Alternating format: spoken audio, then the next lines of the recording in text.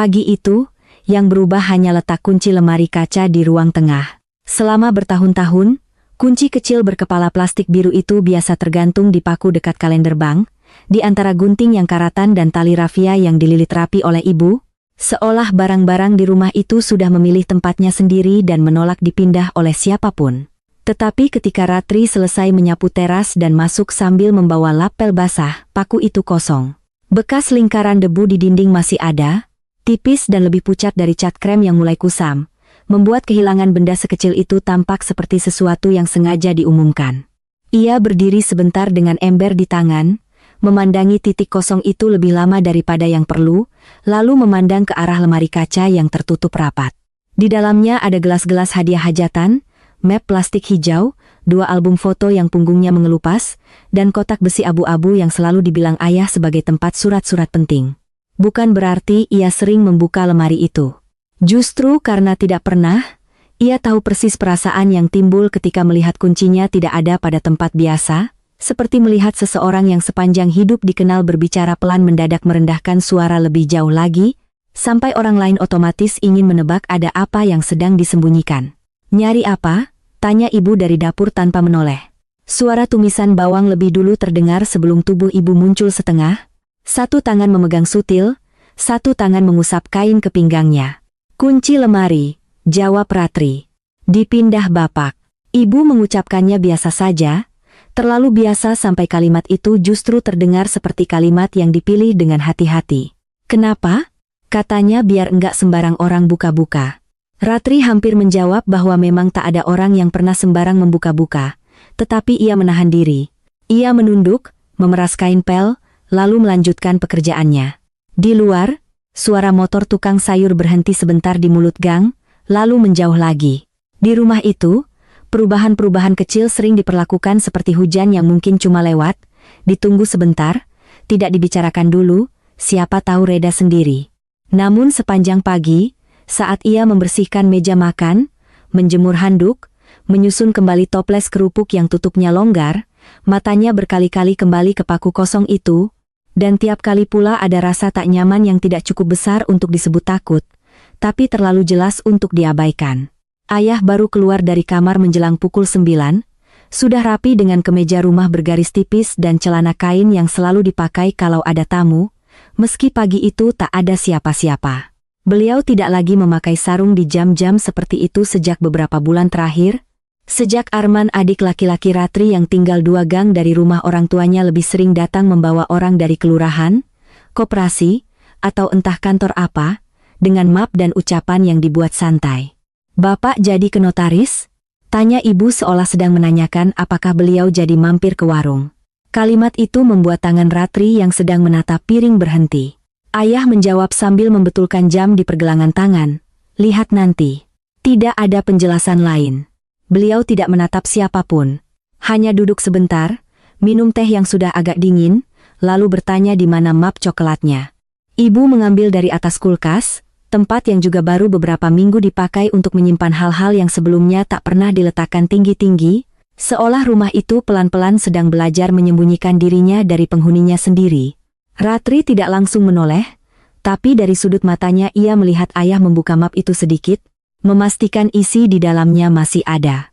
Sertifikat rumah, pikirnya, atau fotokopi KTP, atau surat pajak bumi bangunan, atau semua itu sekaligus.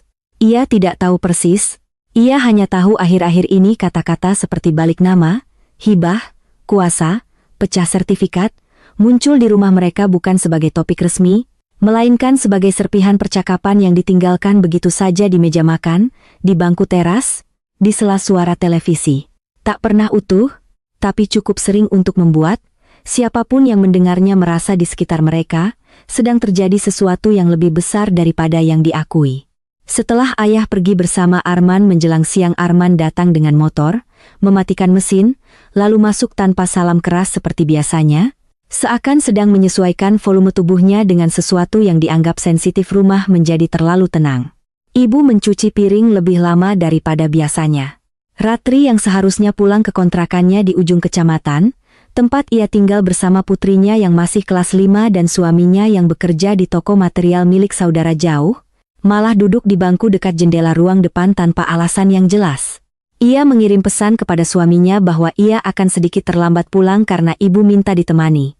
Itu tidak sepenuhnya bohong. Ibu memang tidak menyuruh pulang cepat, tapi juga tidak meminta ditemani. Yang membuat Ratri bertahan adalah cara ibu mengelap piring yang sama 2 kali, lalu menaruhnya, lalu memindahkan lagi ke rak atas. Di usia seperti ibu, kegelisahan tidak lagi selalu keluar sebagai keluhan, kadang ia hanya muncul sebagai ketelitian yang terlalu banyak. "Notaris buat apa, Bu?" tanyanya akhirnya. Ibu tidak langsung jawab. Beliau mengambil baskom plastik, menuang sisa air cucian ke lubang belakang, kembali lagi, baru duduk. Katanya biar urusan rumah jelas. Urusan apa yang belum jelas? Ya namanya juga orang tua, maunya beres sebelum repot nanti. Kalimat itu ringan, tapi ada bagian dari Ratri yang langsung mengeras. Ia tidak suka kata nanti dipakai begitu saja untuk hal-hal yang sebetulnya sedang dikerjakan sekarang. "Bapak mau gimana?" Ibu menatap halaman sebentar. Pohon jambu di sudut pagar sedang berbuah kecil-kecil. Sebagian jatuh sebelum matang dan meninggalkan noda tipis di semen. "Belum tahu, Arman bilang lebih baik diatur dari sekarang. Biar anak-anak nggak ribut." Ratri hampir tertawa, bukan karena lucu, melainkan karena ada jenis logika yang terdengar rapi di permukaan namun mengganggu justru karena terlalu rapi. Banyak hal di keluarga mereka yang selalu dikatakan demi mencegah ribut, tapi cara mengatakannya justru memulai sesuatu yang lebih panjang dari ribut itu sendiri. "Memangnya ada yang ribut?" tanyanya. Ibu menoleh cepat, seperti kalimat itu terlalu keras walau diucapkan pelan. "Kamu jangan begitu, Arman cuma mikirin Bapak." Ratri mengangguk. Ia tahu ibu tidak sepenuhnya sedang membela Arman, ibu sedang membela kemungkinan bahwa apa yang terjadi masih bisa dianggap wajar. Di keluarga mereka, kemungkinan itu selalu dipelihara selama masih bisa. Sejak kecil, Ratri terbiasa melihat bagaimana kalimat-kalimat yang sebenarnya mengandung tepi tajam dibungkus sampai tampak halus, bukan pelit, tapi hati-hati, bukan pilih kasih, tapi tahu kebutuhan masing-masing, bukan mengatur, tapi memikirkan yang terbaik. Dan karena pembungkus itu dipakai terlalu lama, kadang mereka sendiri percaya pada bentuk luar kata-kata itu, meski isi di dalamnya tetap melukai dengan cara yang sama. Menjelang zuhur, Dimas abang kedua yang tinggal di Bekasi, dan pulang hanya saat lebaran atau kalau ada urusan bank tanah sawah mengirim pesan ke grup keluarga. Hanya satu kalimat, "Bapak di mana? Sudah jadi ke notaris?" Tidak ada emoji, tidak ada basa-basi. Pesan itu dibaca ibu beberapa kali tanpa membalas. Ratri bisa melihat pantulan layar ponsel di kaca lemari. Tak lama kemudian, Arman menjawab, "Lagi jalan, Mas, santai aja." Dimas membalas lagi, "Santai bagaimana kalau aku tahunya dari tetangga?" Kata-kata itu menggantung di layar seperti pintu yang sengaja dibiarkan setengah terbuka.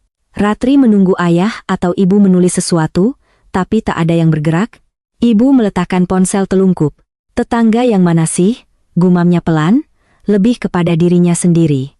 Ratri tahu yang membuat ibu gelisah bukan soal tetangga tahu atau tidak. Yang membuat ibu gelisah adalah Dimas tahu belakangan.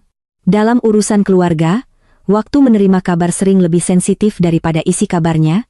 Sore harinya, ayah pulang dengan wajah lelah yang tidak terlalu berbeda dari biasanya, namun bukan wajah capek setelah bepergian jauh. Ada semacam kehati-hatian baru dalam gerak-geriknya, seolah ia sedang menaruh sesuatu yang tak terlihat agar tidak jatuh. Arman masuk sampai ruang tengah, duduk, menerima teh dari ibu, lalu membuka pembicaraan tentang jalan kampung yang akan diaspal ulang dan harga semen yang naik. Ia berbicara terlalu banyak tentang hal-hal lain. Justru karena itu Ratri makin yakin ada sesuatu yang disembunyikan dengan sengaja. Ayah tidak ikut banyak bicara. Beliau hanya 2 kali menatap lemari kaca, dan pada tatapan kedua, Ratri sadar kunci lemari itu sekarang menggantung di ring kunci motor ayah, bercampur dengan kunci gerbang, kunci laci, dan gantungan kecil berbentuk Ka'bah yang dibelikan Dimas bertahun-tahun lalu sepulang umrah. Detail kecil itu seharusnya tidak penting, namun tetap membuat dada Ratri sesak. Menjelang maghrib, ketika Arman pamit dan ibu masuk ke dapur menyiapkan makan, ayah duduk sendiri di ruang depan. Televisi menyala tanpa suara. Ratri, yang seharusnya sudah pulang sejak tadi, malah duduk di kursi seberangnya sambil melipat pakaian bersih dari jemuran. Ia tidak punya alasan yang cukup baik untuk mengawasi ayah, dan justru karena itulah ia melakukannya dengan hati-hati, pura-pura sibuk. "Tadi ke notaris, Pak?" tanyanya akhirnya. Ayah tidak segera menjawab, beliau memandang layar televisi yang menampilkan iklan sabun, lalu berkata, "Cuma tanya-tanya. Soal rumah? Soal macam-macam." "Macam-macam itu apa?" Ratri menyesal begitu kalimat itu keluar. Nadanya tidak tinggi, tapi terlalu dekat dengan menuntut. Ayah menoleh. Mata beliau tidak marah, hanya letih, dan entah kenapa itu justru membuat Ratri lebih tidak nyaman. "Kamu kok jadi pengen tahu sekali?" katanya. Pertanyaan itu sederhana, tapi Ratri merasa seperti baru saja dipindahkan dari posisi anak yang wajar menjadi orang yang harus menjelaskan motifnya. "Karena rumah ini rumah kita juga," jawabnya pelan. "Rumah Bapak," kata ayah, tak keras, tak pula dingin, hanya datar. "Selama Bapak masih ada, ya rumah Bapak." Kalimat itu sebenarnya tidak salah, bahkan sangat masuk akal. Tetapi ada sesuatu pada cara ayah mengatakannya yang membuat Ratri merasa dirinya baru saja ditempatkan sedikit di luar pagar, bersama orang-orang yang boleh singgah, membantu, menjaga, bahkan mencemaskan, namun tak berhak bertanya terlalu jauh. Ia menunduk lagi pada tumpukan pakaian, padahal semuanya sudah rapi. Sejak menikah 12 tahun lalu, ia memang tidak lagi tinggal di rumah itu. Secara adat, secara kebiasaan orang kampung, anak perempuan yang sudah menikah memang dianggap sudah punya rumah lain untuk pulang. Namun ia juga anak yang paling sering datang tanpa diminta, paling sering mengantar ibu ke pasar, menemani ayah ke puskesmas kalau beliau sekadar batuk, menjaga rumah kalau orang tua pergi pengajian malam, menunggui tukang servis pompa air, atau datang hanya untuk mengecek genting bocor setelah hujan. Semua hal kecil yang tak pernah dicatat karena memang tak pernah perlu dicatat. Ia tidak pernah menganggap hal-hal itu sebagai simpanan jasa. Ia juga tahu bahaya paling besar dalam keluarga justru dimulai saat seseorang diam-diam mulai menghitung. Tetapi sejak beberapa bulan terakhir, cara Arman bicara tentang rumah itu, tentang biaya renovasi yang ia bantu, tentang rencana membuat kios kecil di depan, tentang kalau sewaktu-waktu bapak ibu perlu yang dekat, biar gampang diurus, membuat Ratri berkali-kali merasa ada buku hitung yang sedang dibuka oleh orang lain, sementara ia diminta percaya semuanya dilakukan semata-mata karena sayang. Malam itu ia pulang lebih larut. Di motor, angin jalanan terasa lengket, dan suara suaminya di telepon terdengar biasa saja waktu menanyakan kenapa lama. "Bapak ke notaris," kata Ratri. Ia tidak sadar suaranya berubah sampai suaminya bertanya, lalu, "Nggak tahu," katanya cuma tanya-tanya. Suaminya diam sebentar. "Kalau memang mau diatur dari sekarang, ya bagus, kan?" Ratri tidak langsung menjawab. Ia tahu suaminya bukan orang yang suka ikut campur urusan rumah orang tua.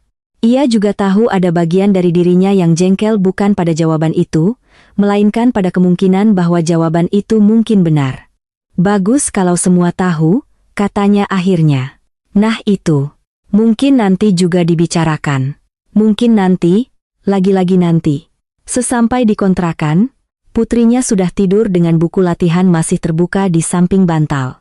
Ratri membereskan meja, mencuci kotak makan, lalu mandi lebih lama dari biasanya. Di bawah air yang mulai dingin, pikirannya kembali pada kata rumah bapak yang diucapkan ayah tanpa emosi berlebihan. Ia mencoba meyakinkan diri bahwa ia memang terlalu peka. Bahwa tak semua perubahan kecil harus dibaca sebagai ancaman. Bahwa kalaupun ada pengaturan soal warisan atau hibah, itu hak orang tua. Bahwa keinginan untuk tahu belum tentu murni karena peduli, bisa juga ada bagian dalam dirinya yang tidak sebersih yang ia bayangkan. Justru itulah yang membuatnya sulit tidur. Kalau ia bisa sepenuhnya yakin dirinya tidak mengincar apapun, mungkin ia bisa marah pada Arman dengan lebih leluasa. Tapi hidup di sekitar kekurangan yang terukur uang sekolah anak, kontrakan yang naik sedikit demi sedikit, motor yang sering bunyi aneh, atap dapur yang lembab membuat gagasan tentang rumah orang tua tidak pernah sepenuhnya netral. Ia tak pernah memimpikan rumah itu jadi miliknya. Namun ia juga tidak bisa berpura-pura bahwa nasib rumah itu tidak akan memengaruhi cara ia memandang masa depan. Keesokan paginya, sebelum berangkat mengantar anak sekolah, ibu menelepon, bukan hal luar biasa, tapi suara ibu terdengar seperti orang yang semalaman menyimpan sesuatu terlalu lama di mulut. "Kalau sempat, nanti siang kesini," kata ibu. "Kenapa, Bu?" "Dimas mau pulang." Hanya itu. Ratri berangkat lebih cepat dari biasanya, menitipkan anak ke tetangga dekat sekolah, lalu naik angkot ke rumah orang tua. Sepanjang jalan, ia berusaha mengatur wajah, seolah datang dengan ekspresi tertentu bisa memperburuk keadaan. Rumah itu terlihat sama seperti selalu, pot lidah mertua di sudut teras, sandal tamu berjajar miring, jemuran handuk di belakang. Tetapi ada jenis ketegangan yang tidak membutuhkan perubahan benda. Ia terasa dari cara ibu membuka pintu bahkan sebelum Ratri mengetuk, dari cara televisi sengaja dinyalakan agak keras di ruang tengah padahal tak ada yang menonton, dari gelas-gelas yang sudah disiapkan di meja padahal tamu belum datang. "Bapak kemana?" tanya Ratri. "Ke masjid, sebentar." "Arman?" Ibu menghela napas pelan. "Katanya nanti datang."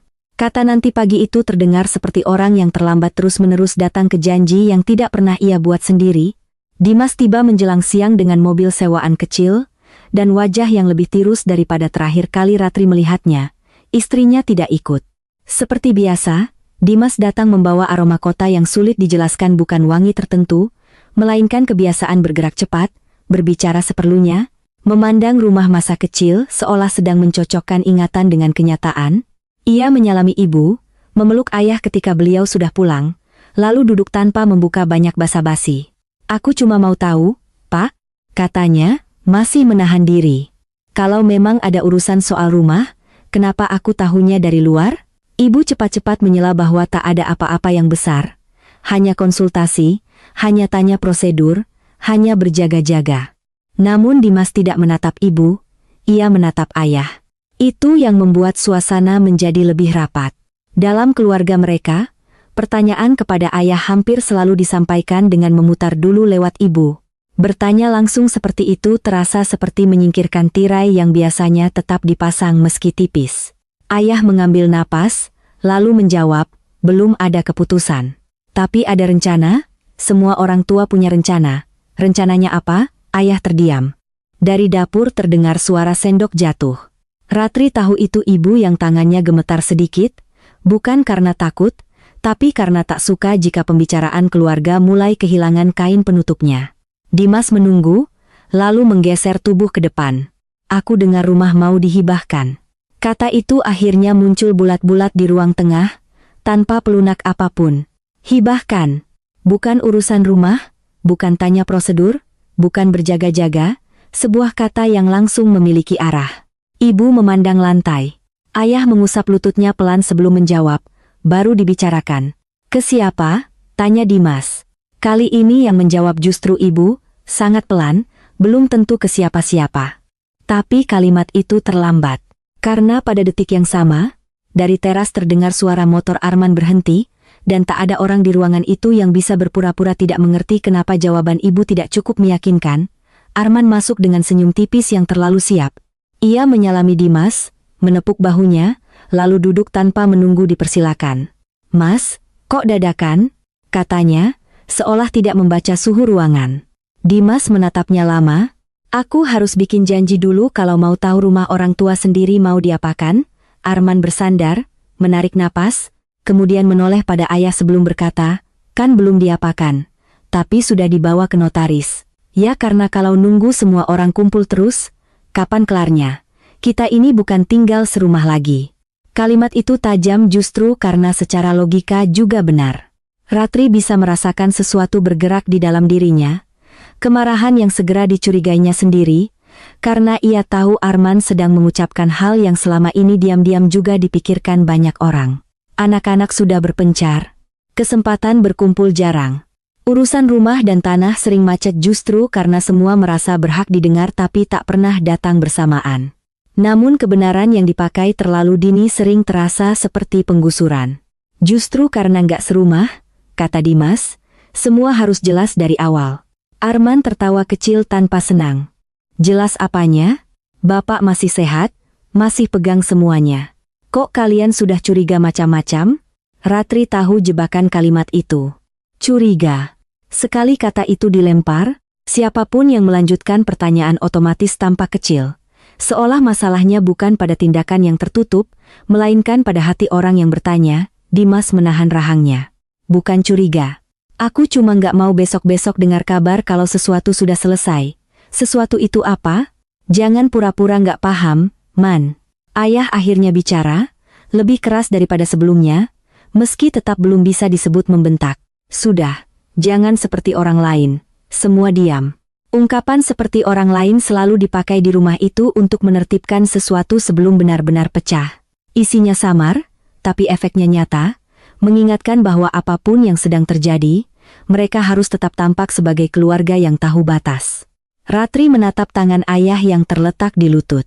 Tangan itu terlihat lebih tua hari itu, dengan urat yang jelas dan kulit yang mulai turun di sekitar pergelangan.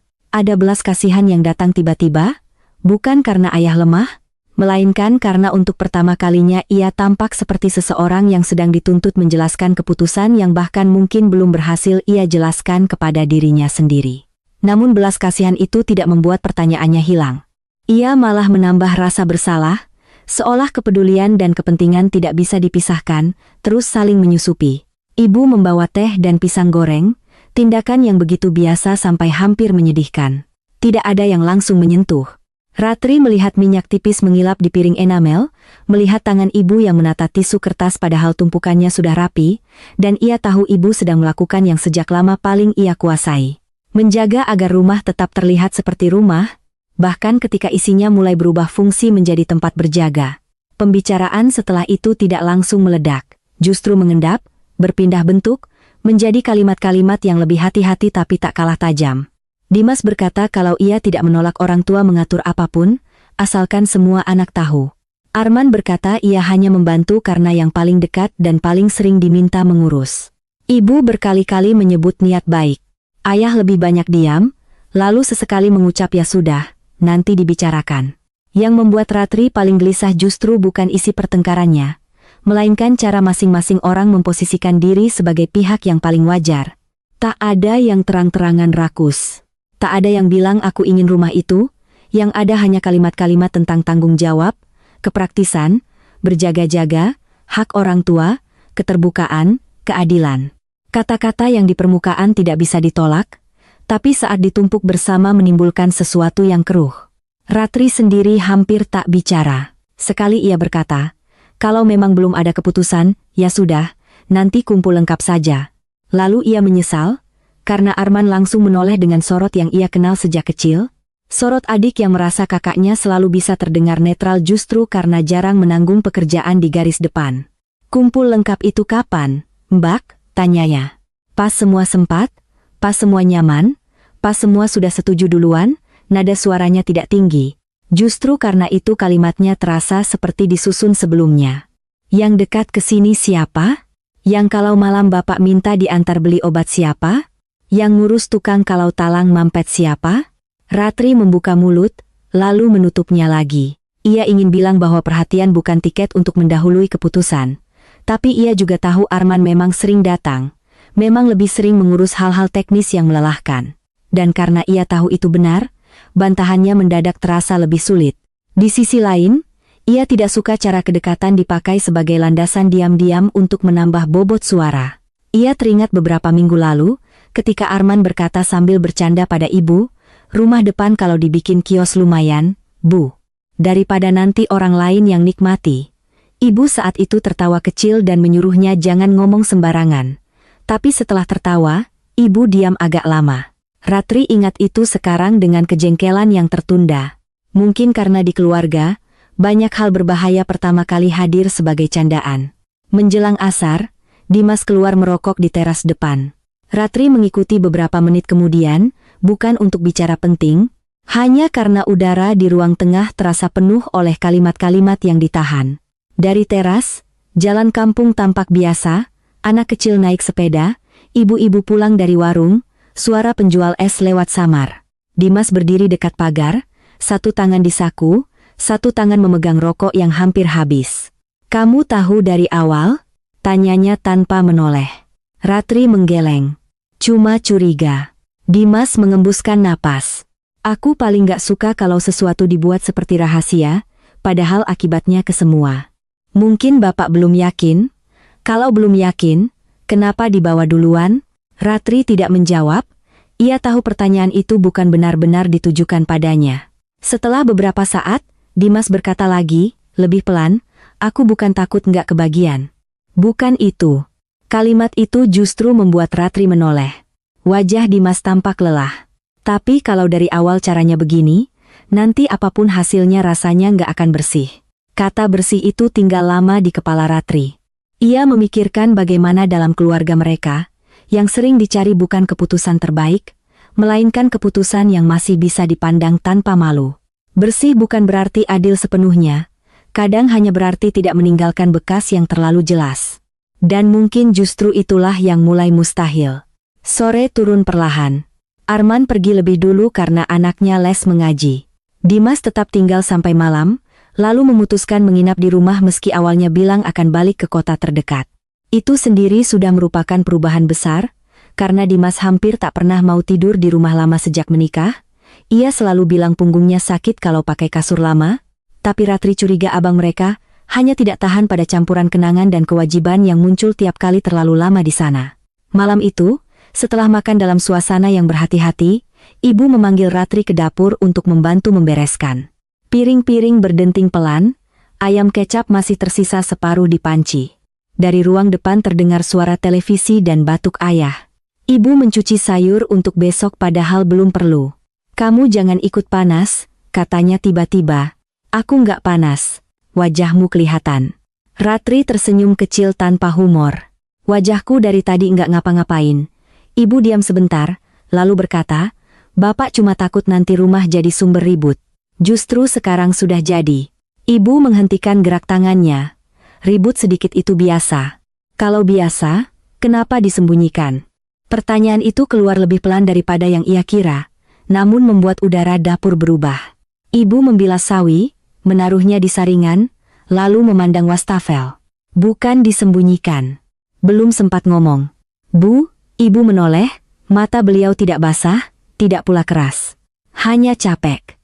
Kamu tahu bapakmu, kalau sudah merasa harus mengatur sesuatu, dia pengennya cepat selesai.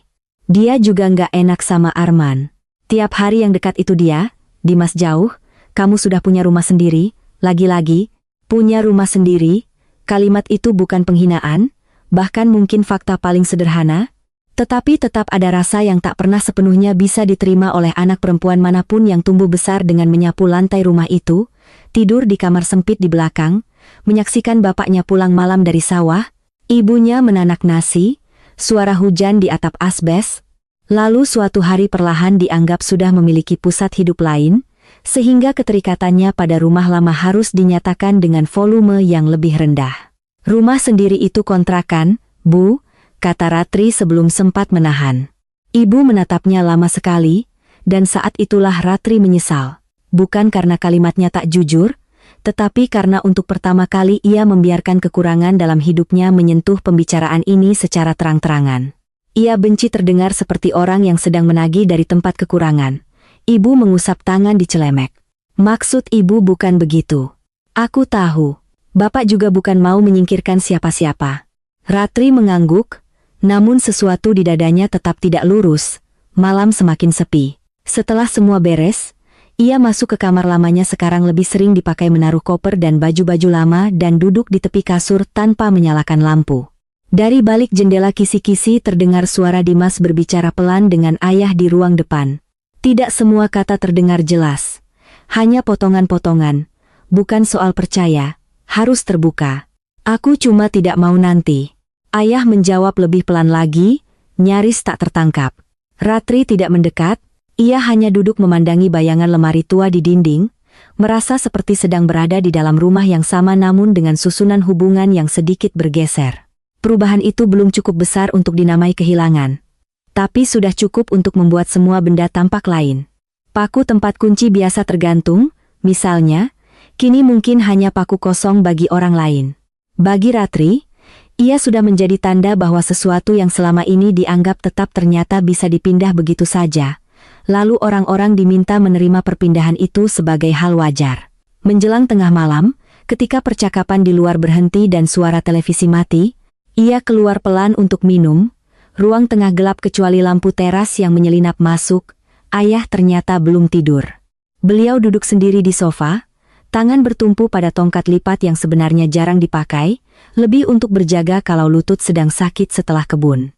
Ratri sempat ingin kembali, Tetapi ayah lebih dulu berkata, "Belum tidur." Ia menggeleng, lalu duduk di kursi dekat pintu. Jarak di antara mereka tidak jauh, tapi juga bukan jarak yang akrab. Setelah beberapa saat, ayah berkata, "Kamu marah sama bapak?" Ratri tidak siap mendengar pertanyaan itu. "Enggak." Ayah tersenyum tipis, senyum orang tua yang sudah lama tahu kapan anaknya tidak bicara jujur tapi memilih tidak memaksa. "Dari dulu kamu kalau nggak suka sesuatu, diamnya paling kelihatan." Ratri menunduk, ada keinginan untuk membela diri, untuk bilang bahwa diam bukan berarti menentang, kadang justru cara terakhir menjaga hormat. Namun malam itu ia terlalu lelah untuk merapikan perasaan menjadi kalimat yang aman. Ayah mengusap tongkatnya pelan.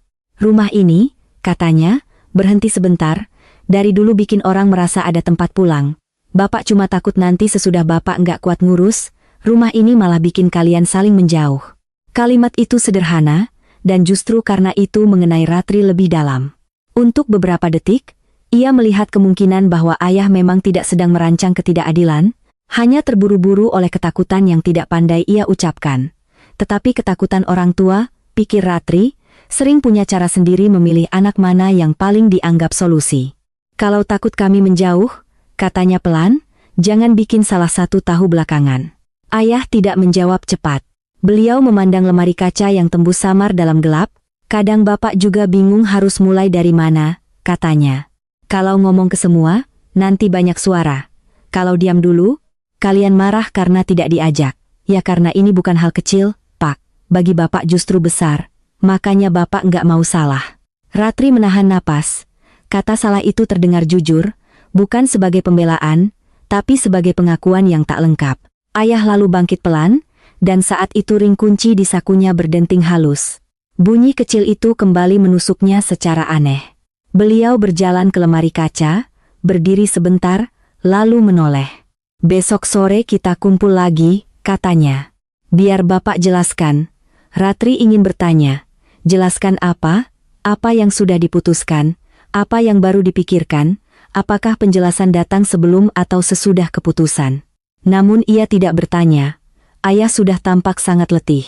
Beliau memegang kunci, memasukkannya ke lubang lemari, tapi tidak langsung membuka, hanya memegangnya di sana. Seakan gerakan sekecil memutar logam itu pun perlu keberanian yang belum sepenuhnya terkumpul, dan Ratri yang berdiri beberapa langkah darinya mendadak merasa bahwa yang akan terbuka besok mungkin bukan cuma pintu lemari itu, melainkan cara baru mereka saling memandang yang setelah sekali terbuka tak akan mudah ditutup kembali. Kembali menjadi kata yang bertahan paling lama di kepala Ratri bahkan setelah ia akhirnya berbaring di kasur tipis kamar lamanya dan mendengar bunyi-bunyi rumah satu persatu mengecil, bukan hilang, hanya seperti mundur ke tempat yang lebih jauh. Suara keran belakang yang menetes, batuk ayah yang tertahan di ruang depan, langkah ibu ke kamar mandi, dengus motor seseorang yang lewat di jalan kampung, semuanya terasa tetap. Dan justru karena tetap itulah kegelisahan yang baru tadi siang tidak bisa mencari alasan untuk membesar dengan terang-terangan.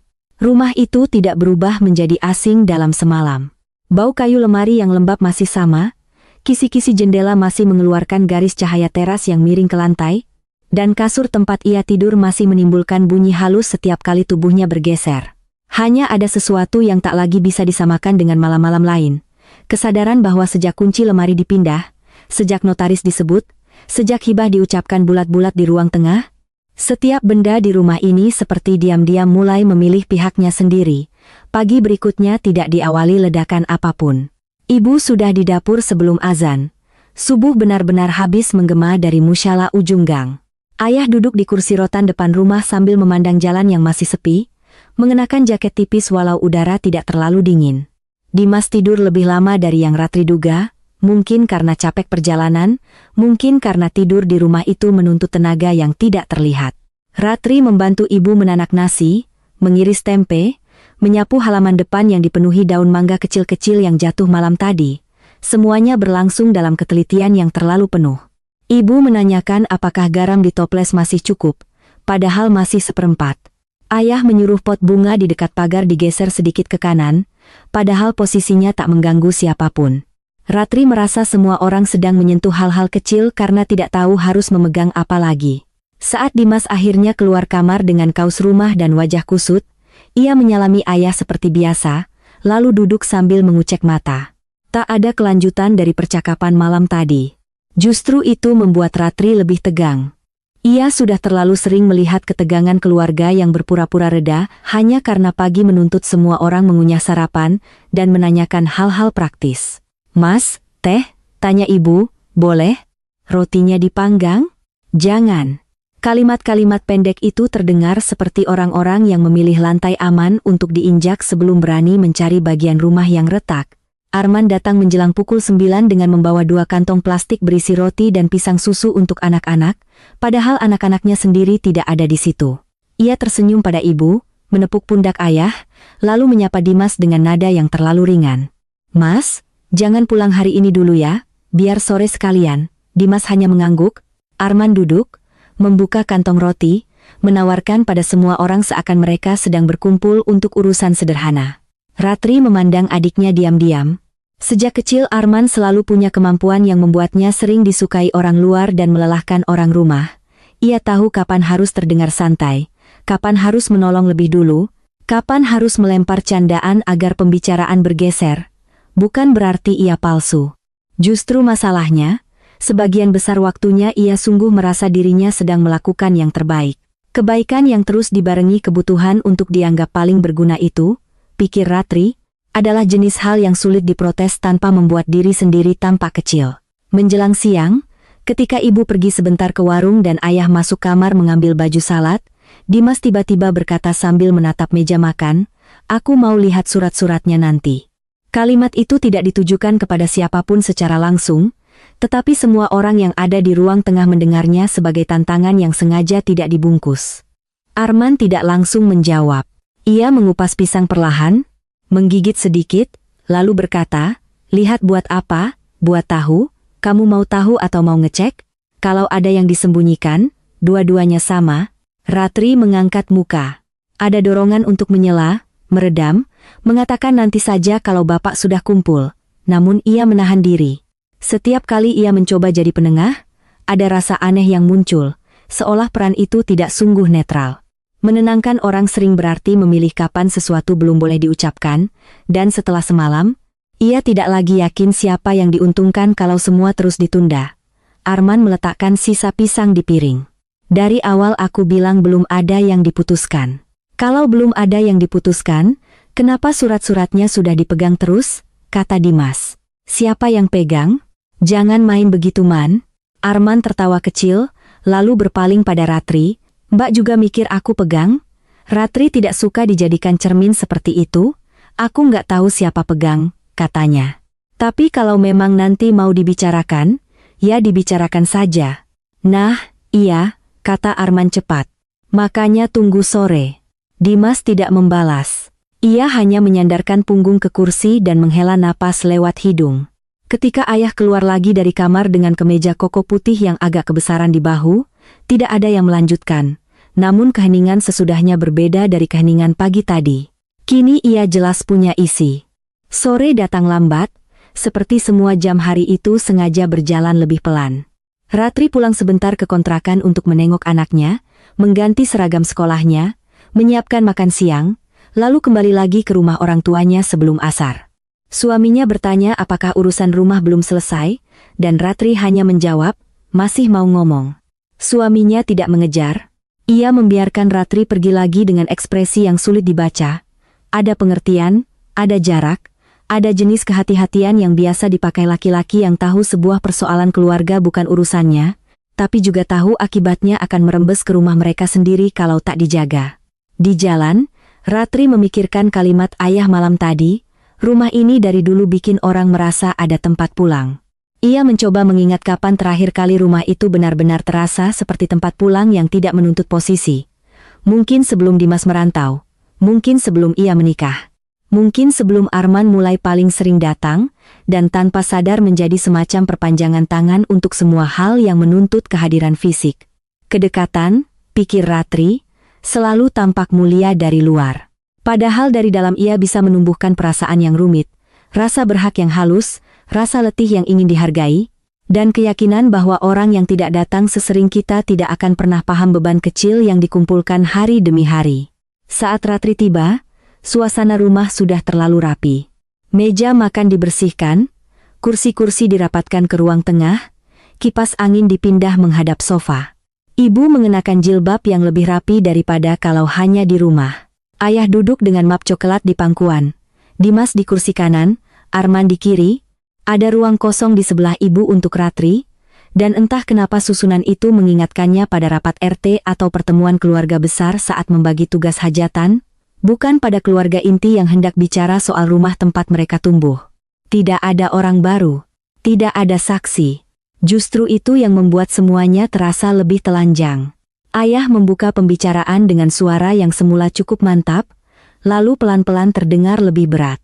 Beliau berkata bahwa beberapa bulan terakhir lututnya sering kambuh kalau banyak naik turun tangga belakang atau ke kebun kecil yang tersisa di samping rumah. Beliau berkata usia sudah tidak sama dan urusan surat-surat lebih baik dirapikan sebelum terlambat. Beliau berkata, rumah ini dibangun sedikit demi sedikit, bukan rumah besar, bukan harta yang membuat orang kaya, tapi tetap saja rumah adalah rumah. Kalau tidak jelas, nanti bisa jadi sumber omongan dan sengketa. Semua itu masuk akal. Terlalu masuk akal, sampai Ratri merasa dirinya sedang duduk di dalam logika yang rapi sekali tetapi belum tentu adil. Jadi, tanya Dimas setelah jeda yang cukup panjang. Ayah membuka map, tangan beliau sedikit gemetar saat mengeluarkan beberapa kertas fotokopi. Bukan surat wasiat, bukan akta hibah yang sudah jadi, hanya salinan sertifikat, SPPT pajak, fotokopi KTP. Tapi kehadiran kertas-kertas itu di atas meja mengubah udara ruangan. Sesuatu yang sebelumnya hanya berupa kabar dan curiga kini sudah punya bentuk. Bapak tanya ke notaris soal kemungkinan rumah ini nanti dihibahkan waktu bapak sama ibu masih hidup, kata ayah. Ibu menunduk. Ratri tidak bisa langsung membaca ekspresi Dimas, tapi ia melihat rahangnya mengeras sedikit. Arman diam, matanya ke meja. Nanti itu kapan? Tanya Dimas. Belum diputus, jawab ayah. Yang dibicarakan baru cara-cara yang bisa. Cara untuk siapa? Ayah menarik napas. Ratri menunggu, dan pada detik itu ada bagian dirinya yang sebenarnya ingin jawaban ayah tidak segera keluar. Seolah selama belum disebut nama, semua masih bisa dibayangkan ulang. Namun ayah berkata juga, salah satu yang kepikiran, rumah tetap dipakai ibu selama ibu ada. Setelah itu baru, ya ada pengaturan. Pengaturan itu apa? Suara Dimas lebih tajam sekarang. Jangan muter-muter, Pak. Ibu cepat berkata. Dimas, ngomong yang baik. Tapi Dimas tak menoleh, ayah memandang lantai sebentar lalu mengangkat kepala. Bapak kepikiran rumah bagian depan, bangunan utama, lebih gampang kalau satu nama, kalau kebanyakan kepala nanti ribet. Satu nama siapa? Tanya Dimas lagi. Kali ini yang menjawab justru Arman, suaranya rendah. Pak, mending sekalian aja. Ratri melihat sesuatu bergerak di wajah ayah, mungkin jengkel, mungkin pasrah. Ya, salah satu yang disarankan, kalau mau praktis, atas nama Arman. Karena yang dekat, yang bisa ngurus, tapi itu belum jadi. Kalimat terakhir itu seharusnya penting. Belum jadi, namun setelah nama itu terucap, bagian lain dari penjelasan ayah menjadi seperti ekor yang tak lagi cukup kuat menahan arah utama. Ratri tidak langsung merasa marah. Yang muncul justru semacam dingin yang sangat cepat. Bukan karena nama Arman disebut, seandainya nama siapapun disebut, mungkin ia tetap terguncang, melainkan karena mendadak seluruh serpihan beberapa bulan terakhir menemukan pola yang terlalu jelas. Kunjungan ke notaris, candaan kios, kunci lemari, map di atas kulkas, ibu yang gelisah tapi tak membantah, dan cara Arman selalu bicara seolah ia hanya sedang membantu proses yang nanti toh semua akan pahami. Dimas tertawa sekali, pendek, tanpa senang. Praktis buat siapa? Katanya. Arman langsung menoleh. Mas, jangan begitu. Aku justru sedang bertanya. Pak bilang belum jadi, tapi idenya sudah ada. Iya, karena aku yang dekat. Arman akhirnya meninggi sedikit. Karena tiap hari kalau ada apa-apa yang datang siapa? Bukan aku minta, dari dulu memang begitu.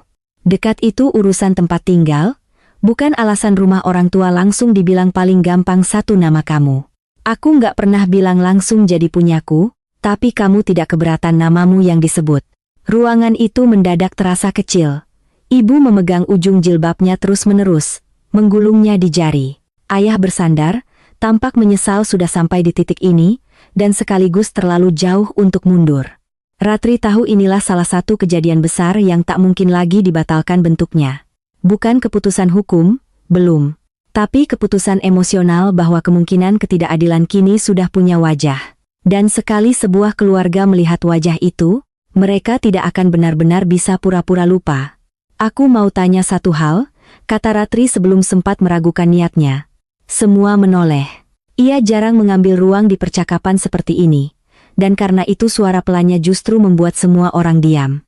Kalau nanti satu nama Arman, terus kami yang lain posisinya apa? Ayah tampak hendak menjawab, tapi Arman lebih cepat, ya dibicarakan. Kalau sampai nanti rumah dijual atau diapakan, kan bisa dibagi. Ratri menoleh kepadanya.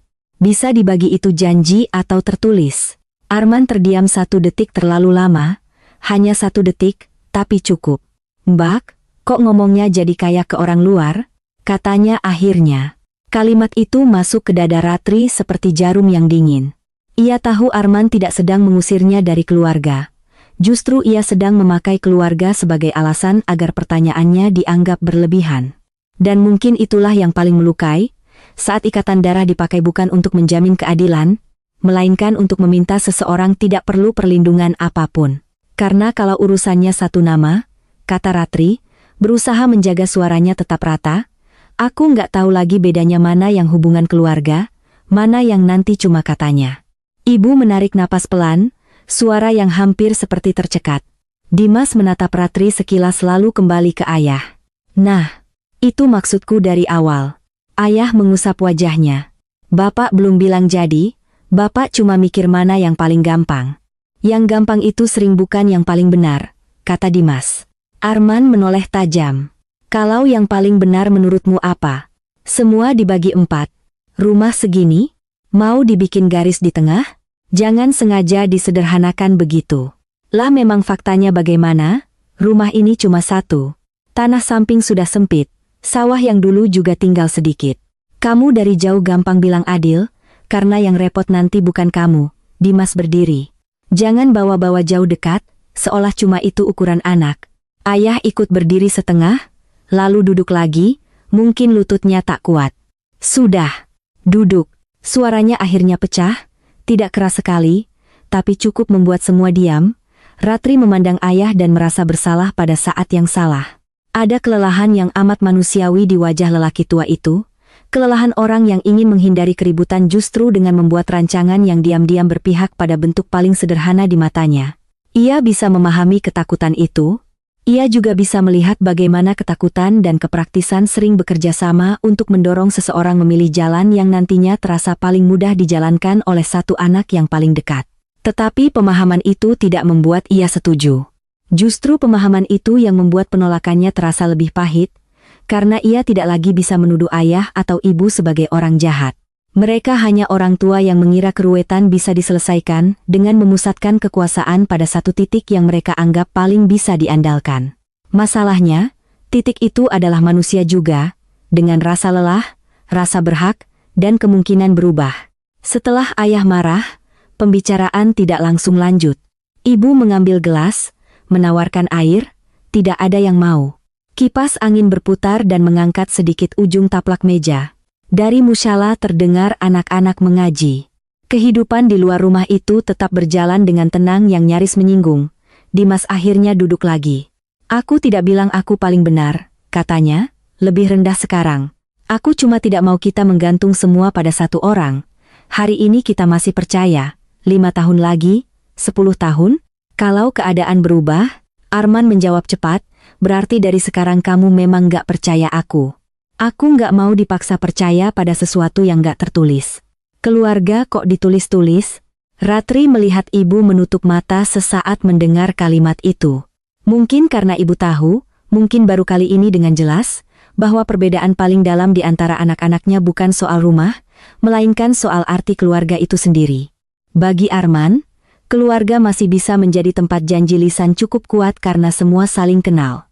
Bagi Dimas, justru karena keluarga penuh sejarah dan perasaan, janji lisan terlalu mudah dibelokkan oleh keadaan.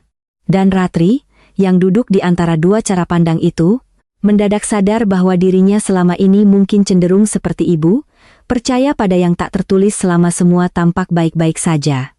Sekarang, untuk pertama kali, ia tidak tahu apakah keengganannya menuntut kepastian dulu adalah tanda ketulusan atau kebiasaan menjadi anak perempuan yang diajari agar tidak merepotkan pembagian. Ayah berkata akhirnya, "Kalau bukan satu nama Arman, menurut kalian bagaimana?" Pertanyaan itu melempar tanggung jawab ke tengah ruangan. Dimas menyebut opsi rumah tetap atas nama ayah dan ibu selama mungkin. Lalu nanti kalau memang perlu dibagi, dibicarakan setelah semuanya jelas dan tertulis. Arman menyahut bahwa itu justru menunda bom waktu. Ibu berkata jangan pakai kata bom. Ratri belum bicara, bukan karena tak punya pendapat, melainkan karena semakin lama ia menyadari bahwa semua pilihan di ruangan itu mengandung kehilangan yang berbeda. Kalau rumah satu nama Arman, rasa aman orang lain berkurang. Kalau dibiarkan tanpa keputusan, curiga tidak akan berhenti. Kalau dibagi sejak awal dengan skema tertentu, rumah sebagai tempat pulang mungkin benar-benar berubah jadi angka dan porsi. Ia duduk di tengah-tengah benturan itu sambil merasa setiap keputusan akan menuntut seseorang menerima posisi baru yang tak akan kembali seperti semula. Pembicaraan berlanjut hingga maghrib mendekat. Tidak ada satu orang pun yang benar-benar menang. Yang ada hanya kelelahan yang mulai meratakan suara semua orang. Pada akhirnya ayah berkata ia akan menunda dulu apapun. Menunda notaris, menunda tanda tangan, menunda keputusan. Biar bapak pikir lagi, katanya. Arman terlihat hendak menyela, tapi menahan. Dimas mengangguk, namun bukan dengan wajah lega, lebih seperti orang yang berhasil menghentikan sesuatu sebentar, tanpa yakin arah berikutnya akan lebih baik. Ratri sendiri merasakan kelegaan yang tipis sekali, hampir tidak bisa dipercaya. Menunda bukan membatalkan. Kadang malah hanya memberi ruang bagi ketegangan untuk tumbuh dalam bentuk yang lebih halus. Setelah itu, seolah semua orang malu pada intensitas yang baru saja terjadi, ibu menyuruh Ratri membantu menyiapkan makan malam. Dimas diminta mandi. Arman keluar sebentar menerima telepon dari istrinya. Ayah duduk sendirian cukup lama sambil memegang map yang belum dimasukkan kembali ke lemari. Di dapur, ibu memotong daun bawang terlalu kecil. Ratri memecah telur, mengaduknya dengan garpu, lalu bertanya pelan, "Ibu setuju tadi?" Ibu tidak langsung menjawab. "Setuju yang mana?" "Kalau rumah satu nama Arman." Ibu meletakkan pisau. "Ibu cuma pengen kalau sudah tua begini, semuanya nggak saling seret." "Tapi ibu sempat iya?" "Ibu cuma dengar-dengar." "Bapak yang mikir." Jawaban itu membuat Ratri menahan napas. Ia tahu dalam rumah tangga orang tuanya, kalimat bapak yang mikir sering berarti ibu sudah diajak cukup jauh untuk tidak lagi bisa disebut sekadar mendengar. Tapi ia juga tahu mempertanyakan itu hanya akan membuat ibu merasa dituduh. Karena Arman yang paling dekat, tanyanya, ibu menatap Wajan. "Dekat itu ada nilainya." "Kalau dekat ada nilainya, yang lain nilainya apa?" Ibu menoleh cepat. "Kamu jangan bicara seolah semua sedang ditimbang begitu." Ratri hampir menjawab bahwa bukankah memang sedang begitu, namun ia melihat wajah ibu yang mendadak tampak tua sekali di bawah lampu dapur. Mungkin bagi ibu, pengakuan bahwa semua sedang ditimbang akan terlalu menyakitkan. Selama ini ibu menjalani hidup rumah tangga dengan keyakinan bahwa kasih sayang bisa dibedakan dari pembagian benda. Mengakui bahwa keduanya kini bertemu di meja yang sama mungkin akan terasa seperti kegagalan yang tak ia pilih sendiri. "Aku cuma takut nanti," kata Ratri akhirnya. "Takut apa?" "Takut apapun keputusan bapak, kita sudah telanjur berubah." Ibu tidak menjawab. Di luar, Arman tertawa kecil di telepon, nada tertahan yang justru membuat Ratri makin gelisah. Bukan karena tawa itu sendiri, melainkan karena ia tak lagi tahu sedang bercakap dengan siapa dan tentang apa. Kecurigaan, ia sadari, cepat sekali membuat seseorang memelihara kebiasaan buruk, mendengar tanda di tempat yang dulu netral. Saat makan malam, percakapan bergerak di sekitar hal-hal lain, harga beras, anak Dimas yang mau masuk SMP, genteng belakang yang harus diganti sebelum musim hujan, semua orang berusaha. Namun kata berusaha itu sendiri mulai terasa melelahkan. Setelah makan, Arman membantu ibu mengangkat piring ke dapur. Gerakannya cepat, terbiasa, seperti orang yang memang sudah sering berada di sana. Dimas duduk dengan ayah di teras depan. Ratri mencuci piring sambil memunggungi mereka semua. Dari belakang, ia mendengar Arman berkata pelan, "Mbak marah ya sama aku?" Ia tidak langsung menoleh. "Enggak," Kalau nggak marah, suaramu jangan begitu. Ada sesuatu pada kalimat itu yang membuat Ratri ingin tertawa getir. Seakan-akan mengatur suara adalah kewajiban yang lebih penting daripada mengakui masalah. Ia membilas piring, menaruhnya di rak, baru menjawab, "Aku cuma lagi susah percaya semuanya sederhana." Arman diam sebentar. "Dari dulu aku yang paling sering di sini, bukan karena aku minta balasan, aku tahu. Tapi masa itu nggak boleh jadi bahan pertimbangan?" Ratri mematikan keran. "Boleh. Tapi pertimbangan itu kalau dijadikan alasan buat ngasih semua kuasa ke satu orang, ya beda." Arman menyandar ke kusen pintu. Dari kaca jendela, pantulan wajahnya tampak lebih lelah daripada siang tadi. "Aku bukan mau ngambil semua. Mungkin sekarang nggak. Sekarang pun nggak. Aku bilang mungkin." Arman menghembuskan napas. "Kamu dari kecil memang begitu. Kalau sudah punya bayangan jelek, susah dihapus." Kalimat itu menyinggung sesuatu yang lebih tua daripada persoalan rumah. Sejak kecil, Ratri memang yang paling sulit langsung percaya pada penjelasan rapi.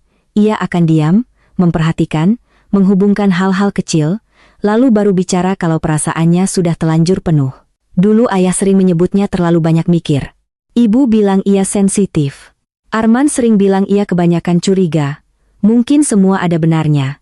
Tapi malam itu, untuk pertama kali, Ratri justru merasa cara lamanya memandang orang mungkin satu-satunya hal yang menyelamatkannya dari menerima sesuatu hanya karena orang yang mengusulkan masih saudara kandungnya. "Kalau bayangan jelek itu muncul karena memang ada alasan?" tanyanya. Arman tersenyum tipis, bukan senyum ramah. "Berarti dari awal kamu sudah menganggap aku sanggup jahat." Ratri menatapnya. "Aku menganggap semua orang bisa berubah kalau urusannya rumah dan rasa paling berjasa." Wajah Arman berubah. Bukan marah besar, hanya seperti tersentuh di titik yang ia sendiri tidak suka akui ada. Ia tidak membalas cepat. "Jadi itu ya cara kamu lihat aku?" katanya akhirnya. Ratri ingin bilang bukan hanya kamu, semua orang, termasuk mungkin aku sendiri, tapi penjelasan semacam itu sering terlambat datang dan terdengar seperti pembenaran. "Aku cuma nggak mau nanti nyesel karena diam," katanya. Arman mengangguk kecil, lalu keluar dari dapur tanpa menambah apapun. Setelah ia pergi, Ratri berdiri lama di depan wastafel yang sudah bersih. Ia sadar percakapan kecil itu mungkin lebih mengubah hubungan mereka daripada perdebatan besar di ruang tengah. Pertengkaran terbuka bisa dipandang sebagai suasana sesaat.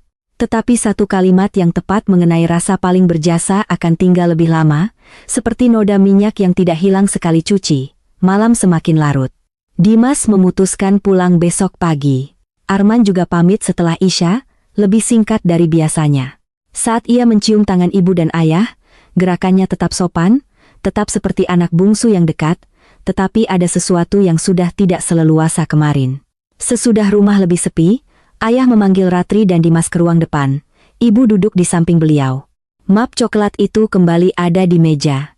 Ratri sempat mengira pembicaraan akan dimulai lagi dari awal, namun ayah hanya berkata, "Besok map ini bapak simpan lagi." Kuncinya kembali di tempat biasa. Kalimat itu kecil, hampir remeh, tetapi membuat dada Ratri menegang. Ayah menatap mereka bergantian. "Bapak salah karena bikin kalian merasa ada yang ditutup-tutupi." Tidak ada seorang pun yang langsung menjawab. Permintaan maaf dari ayah tidak pernah datang dalam bentuk utuh. Biasanya ia hadir sebagai pengakuan singkat pada tindakan, bukan pada perasaan yang ditimbulkan. Justru karena itu, Ratri tahu kalimat tadi tidak ringan bagi beliau. "Tapi bapak juga mau kalian paham," lanjut ayah, "bapak bukan mau milih kasih. Bapak cuma cari yang menurut bapak paling bisa dijalankan." Dimas berkata pelan, "Yang bisa dijalankan belum tentu yang paling aman buat semua." Ayah mengangguk, seperti menerima kalimat itu tanpa langsung menyetujui seluruh isinya, lalu beliau menatap Ratri. "Kamu tadi bilang, kalau satu nama maka yang lain posisinya apa?" Itu pertanyaan yang bikin bapak kepikiran. Ratri tidak tahu harus merasa lega atau semakin sedih. Itu dalam apa? Ada bagian dari dirinya yang senang didengar. Tapi ada juga rasa perih karena ternyata memang perlu sampai sejauh ini dulu sebelum pertanyaan itu dianggap layak. Ibu, yang sejak tadi diam, berkata dengan suara yang sangat pelan, "Kalau rumah ini akhirnya bikin kalian saling hitung, ibu paling takut itu." Ratri menunduk. Ia tahu ibu tak sedang menuduh. Namun kalimat itu tetap mengena di tempat yang sensitif, karena ia sendiri sejak kemarin mulai menghitung hal-hal yang dulu sengaja tak ia hitung. Berapa kali ia datang, siapa yang sering mengantar, siapa yang memberi uang saat atap bocor, siapa yang paling dekat, siapa yang dianggap sudah punya rumah lain, siapa yang paling mungkin dirugikan kalau diam. Penghitungan semacam itu bukan cuma merusak keluarga, ia juga merusak bayangan baik seseorang tentang dirinya sendiri. Menjelang tengah malam, ketika semua hendak tidur, ayah mengambil map itu, membuka lemari kaca, memasukkannya ke kotak besi, lalu dengan gerakan yang sengaja dibuat terlihat menggantungkan kunci berkepala plastik biru kembali di paku dekat kalender bank. Bunyi kecil logam menyentuh dinding itu nyaris tak terdengar. Namun bagi Ratri, bunyi itu seperti penanda bahwa sesuatu benar-benar ditarik mundur satu langkah, bukan selesai. Hanya ditarik mundur. Ia memandang kunci itu lama sekali, dan mendadak sadar bahwa pengembalian sebuah benda ke tempat semula tidak otomatis mengembalikan keadaan pada bentuk semula. Ada hal-hal yang setelah dipindah, walau hanya sebentar, akan selalu diingat pernah berpindah. Esok paginya Dimas pulang setelah sarapan, memeluk ibu lebih lama daripada biasa, menyalami ayah dengan wajah yang masih menyimpan sesuatu yang belum diputuskan. Lega tidak, marah pun belum reda. Sebelum masuk mobil, ia berkata pada Ratri, "Kalau ada apa-apa lagi, kabari aku. Bukan tolong ya, bukan kabari kalau penting, hanya kabari aku." Ratri mengangguk. Setelah Dimas pergi, rumah terasa terlalu lapang. Ayah tidur siang lebih cepat. Ibu menjemur kasur tamu. Arman tidak datang hari itu. Ketidakhadirannya terasa seperti ruang kosong yang aktif, bukan ketiadaan biasa.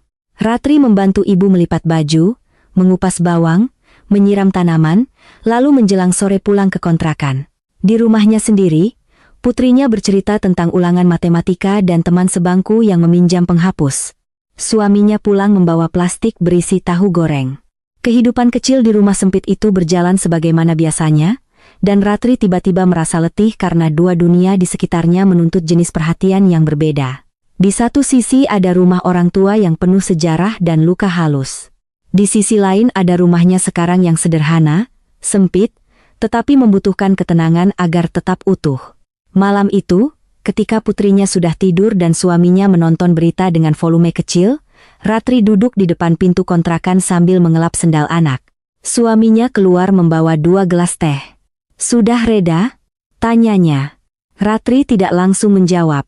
"Ditunda," katanya. Suaminya duduk di sampingnya. "Ya lumayan, aku nggak tahu." Ia menceritakan lebih banyak daripada kemarin. Soal nama Arman yang sempat disebut, soal pertanyaan satu nama, soal ayah yang mengembalikan kunci ke tempat semula. Suaminya mendengarkan sambil menatap gang sempit di depan rumah. Setelah cukup lama, ia berkata, "Bapakmu mungkin memang mau cari yang paling praktis." Praktis itu kata yang mulai aku benci. Tapi memang sering begitu, justru itu. Suaminya menyesap teh. "Kamu sendiri takut apa?" Pertanyaan itu sederhana, tapi membuat Ratri diam lama. Sejak kemarin ia lebih sibuk menanggapi usulan orang lain daripada memeriksa ketakutannya sendiri sampai dasar. Takut diperlakukan tidak adil, tentu. Takut hubungan dengan Arman berubah, ya. Takut Dimas menjauh dari semua, juga. Tapi di bawah itu ada ketakutan lain yang lebih memalukan. Takut suatu hari benar-benar membutuhkan tempat pulang dan mendapati rumah itu secara praktis, bukan lagi milik kenangan bersama, melainkan milik keputusan yang dulu dibilang hanya soal kemudahan. Takut kalau nanti apa yang dibilang keluarga cuma berlaku selama belum ada nama di kertas, katanya akhirnya. Suaminya mengangguk pelan. Itu bukan takut yang aneh. Ratri menatap gelas tehnya. Kadang aku mikir, mungkin aku juga nggak sepenuhnya bersih. Mungkin aku marah bukan cuma karena cara mereka, tapi karena di kepalaku rumah itu memang berarti sesuatu buat masa depan. Ya memang berarti, tapi kalau aku mengakui itu, aku jadi seperti sedang rebutan. Suaminya tersenyum kecil, letih. Rebutan itu bukan soal merasa sesuatu penting. Rebutan itu soal cara. Kalimat itu tidak menyelesaikan apapun, tetapi menenangkan sedikit bagian dalam diri Ratri yang sejak kemarin sibuk menghakimi motifnya sendiri. Malam makin larut. Gang sudah sepi, dari rumah sebelah terdengar suara orang batuk dan pintu dikunci. Ratri masuk, memeriksa PR anak, merapikan seragam untuk besok, lalu berbaring. Namun sebelum tidur ia menerima pesan dari Arman. Hanya satu baris. Aku nggak nyangka kamu ngomong begitu ke aku. Tidak ada titik, tidak ada penjelasan lain. Ratri membaca pesan itu beberapa kali. Ada godaan untuk langsung membalas panjang-panjang, menjelaskan bahwa yang ia curigai bukan niat jahat yang sadar, melainkan perubahan yang bisa terjadi pelan-pelan pada siapapun. Bahwa ia justru bicara begitu karena Arman saudaranya, bukan orang luar. Bahwa mungkin kalau mereka bukan keluarga, semuanya justru lebih mudah karena aturan bisa dipasang sejak awal tanpa merasa melukai. Tetapi kata-kata seperti itu jarang terdengar baik saat hubungan sedang tipis. Ia menulis lalu menghapus beberapa kali. Pada akhirnya ia hanya mengirim, aku juga nggak nyangka namamu disebut tanpa kami tahu lebih dulu. Balasan tidak datang segera. Ratri mematikan layar ponsel, menaruhnya di samping bantal, dan memejamkan mata. Beberapa menit kemudian ponselnya bergetar lagi. Pesan dari Arman lebih pendek daripada sebelumnya, berarti kamu memang sudah pilih pihak. Ratri membuka mata dalam gelap, memandangi kalimat itu sampai huruf-hurufnya tampak seperti benda yang diletakkan satu persatu dengan sengaja. Pilih pihak. Ia tahu dari sini ke depan, apapun yang ia katakan bisa dibaca sebagai itu, diam pun mungkin akan dibaca demikian. Dan untuk pertama kali sejak semua bermula dari kunci lemari yang berpindah, ia merasa bukan hanya rumah orang tuanya yang sedang dicari bentuk pengaturannya, melainkan juga hubungan di antara mereka yang pelan-pelan dipaksa menentukan letak berdirinya masing-masing. Sementara ia sendiri belum yakin pijakan mana yang tidak akan membuat sesuatu yang lebih tua dan lebih susah diperbaiki ikut retak. Retak yang dimaksud Arman dalam pesannya itu tidak langsung membuat malam Ratri pecah menjadi sesuatu yang besar. Justru ia tinggal sebagai garis tipis yang mengganggu, seperti bunyi lemari yang tidak tertutup rapat, dan sesekali terdengar ketika angin bergerak dari arah yang tidak bisa ditebak. Ia tidak membalas lagi. Ponsel diletakkannya menghadap bawah, lalu ia memejamkan mata, tetapi kalimat pilih pihak tetap bertahan lebih lama daripada kantuk. Ia tahu cara paling mudah untuk merasa dirinya benar, adalah menganggap Arman sengaja sedang memainkan peran yang licin. Anak yang dekat, paling sering datang, paling banyak tahu jalan masuk ke kekhawatiran orang tua, lalu perlahan menaruh namanya di ruang yang semula milik bersama. Namun ia juga tahu kemudahan semacam itu berbahaya, karena menjadikan orang lain terlalu bulat di dalam kepala. Arman bukan orang asing yang bisa dipotong menjadi satu motif. Ia adiknya, anak yang dulu paling keras menangis kalau Ratri berangkat sekolah tanpa menunggunya, yang suka tidur melintang di ruang tengah saat ayah belum pulang, yang pertama kali belajar naik motor, dengan tubuh terlalu kurus dan kaki gemetar di jalan kampung. Kedekatan lama itu tidak menghapus kemungkinan ia kini sedang merasa lebih berhak. Tapi kedekatan itu membuat Ratri tidak bisa memusuhi Arman dengan bersih. Yang ada hanya rasa letih karena setiap ingatan baik sekarang seperti harus melewati pagar baru sebelum bisa dipercaya kembali. Pagi sesudah pesan itu, ia bangun dengan perasaan seperti habis tidur di rumah orang lain. Bukan karena kontrakannya mendadak asing, melainkan karena tubuhnya belum selesai kembali dari rumah orang tua, sementara pikirannya sudah diseret ke pagi yang biasa, membangunkan anak, memanaskan air, menyiapkan seragam, mencari kaos kaki yang entah semalam diletakkan di mana, menanak nasi, dengan takaran yang sudah dikenal tangan, menjawab pertanyaan suami tentang stok gas. Kehidupan sempit dan konkret itu menyelamatkan sedikit, sebab panci yang harus diangkat dan bekal yang harus ditutup memberi jeda dari kecenderungan mengulang percakapan keluarga sampai rusak. Tetapi jeda bukan lupa. Saat mengantar anak ke sekolah dan berpapasan dengan tetangga yang menanyakan apakah ibunya kemarin sehat, ia hampir menjawab terlalu cepat, seolah kesehatan menjadi satu-satunya alasan yang wajar untuk orang dewasa mondar-mandir ke rumah orang tua. Di jalan pulang, ia sengaja tidak melewati gang yang mengarah ke rumah lama. Ia memutar sedikit lebih jauh, bukan karena takut bertemu Arman, melainkan karena belum siap melihat rumah itu pagi-pagi dan kembali mengaitkan setiap genting, pagar, dan jendela dengan kemungkinan yang belum selesai. Namun menghindar rupanya juga tidak memberi keringanan yang utuh. Menjelang siang ibu menelepon menanyakan apakah nanti sore Ratri sempat datang karena ada rambutan dari tetangga belakang yang minta dibagi. Permintaan itu terlalu biasa, terlalu kecil, sehingga Ratri sempat curiga ibu sedang mencari cara untuk memanggilnya tanpa terdengar sedang membangun front tertentu. Kecurigaan itu sendiri membuatnya jengkel pada dirinya. Ia mulai tidak menyukai betapa cepatnya persoalan rumah merembes ke cara ia membaca segala hal lain. Bahkan buah rambutan pun kini terasa seperti bahasa yang tidak polos. Nanti aku lihat dulu, jawabnya. Ibu hanya bilang, kalau capek, besok juga nggak apa-apa. Nada suara ibu datar. Tapi setelah telepon ditutup Ratri menangkap sesuatu. Kelegaan kecil karena setidaknya sambungan itu terjadi tanpa tensi. Sejak rapat keluarga di ruang tengah 2 hari lalu, setiap hubungan seolah bergerak seperti orang yang baru selesai jatuh dan belum percaya pada lututnya sendiri.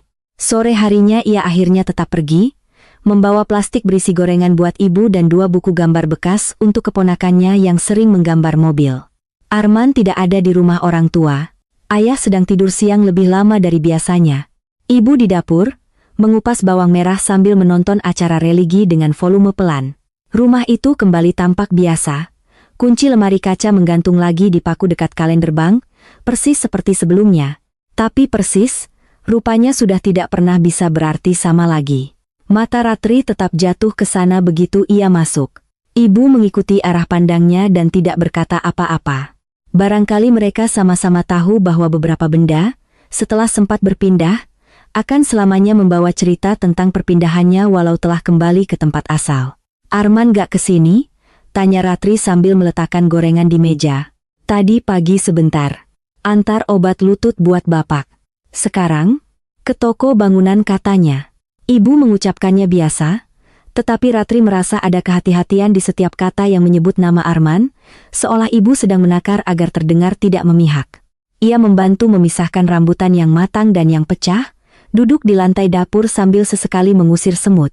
Aktivitas itu sederhana, hampir menenangkan, sampai ibu berkata tanpa melihatnya, "Kamu jangan lama-lama dingin sama Arman."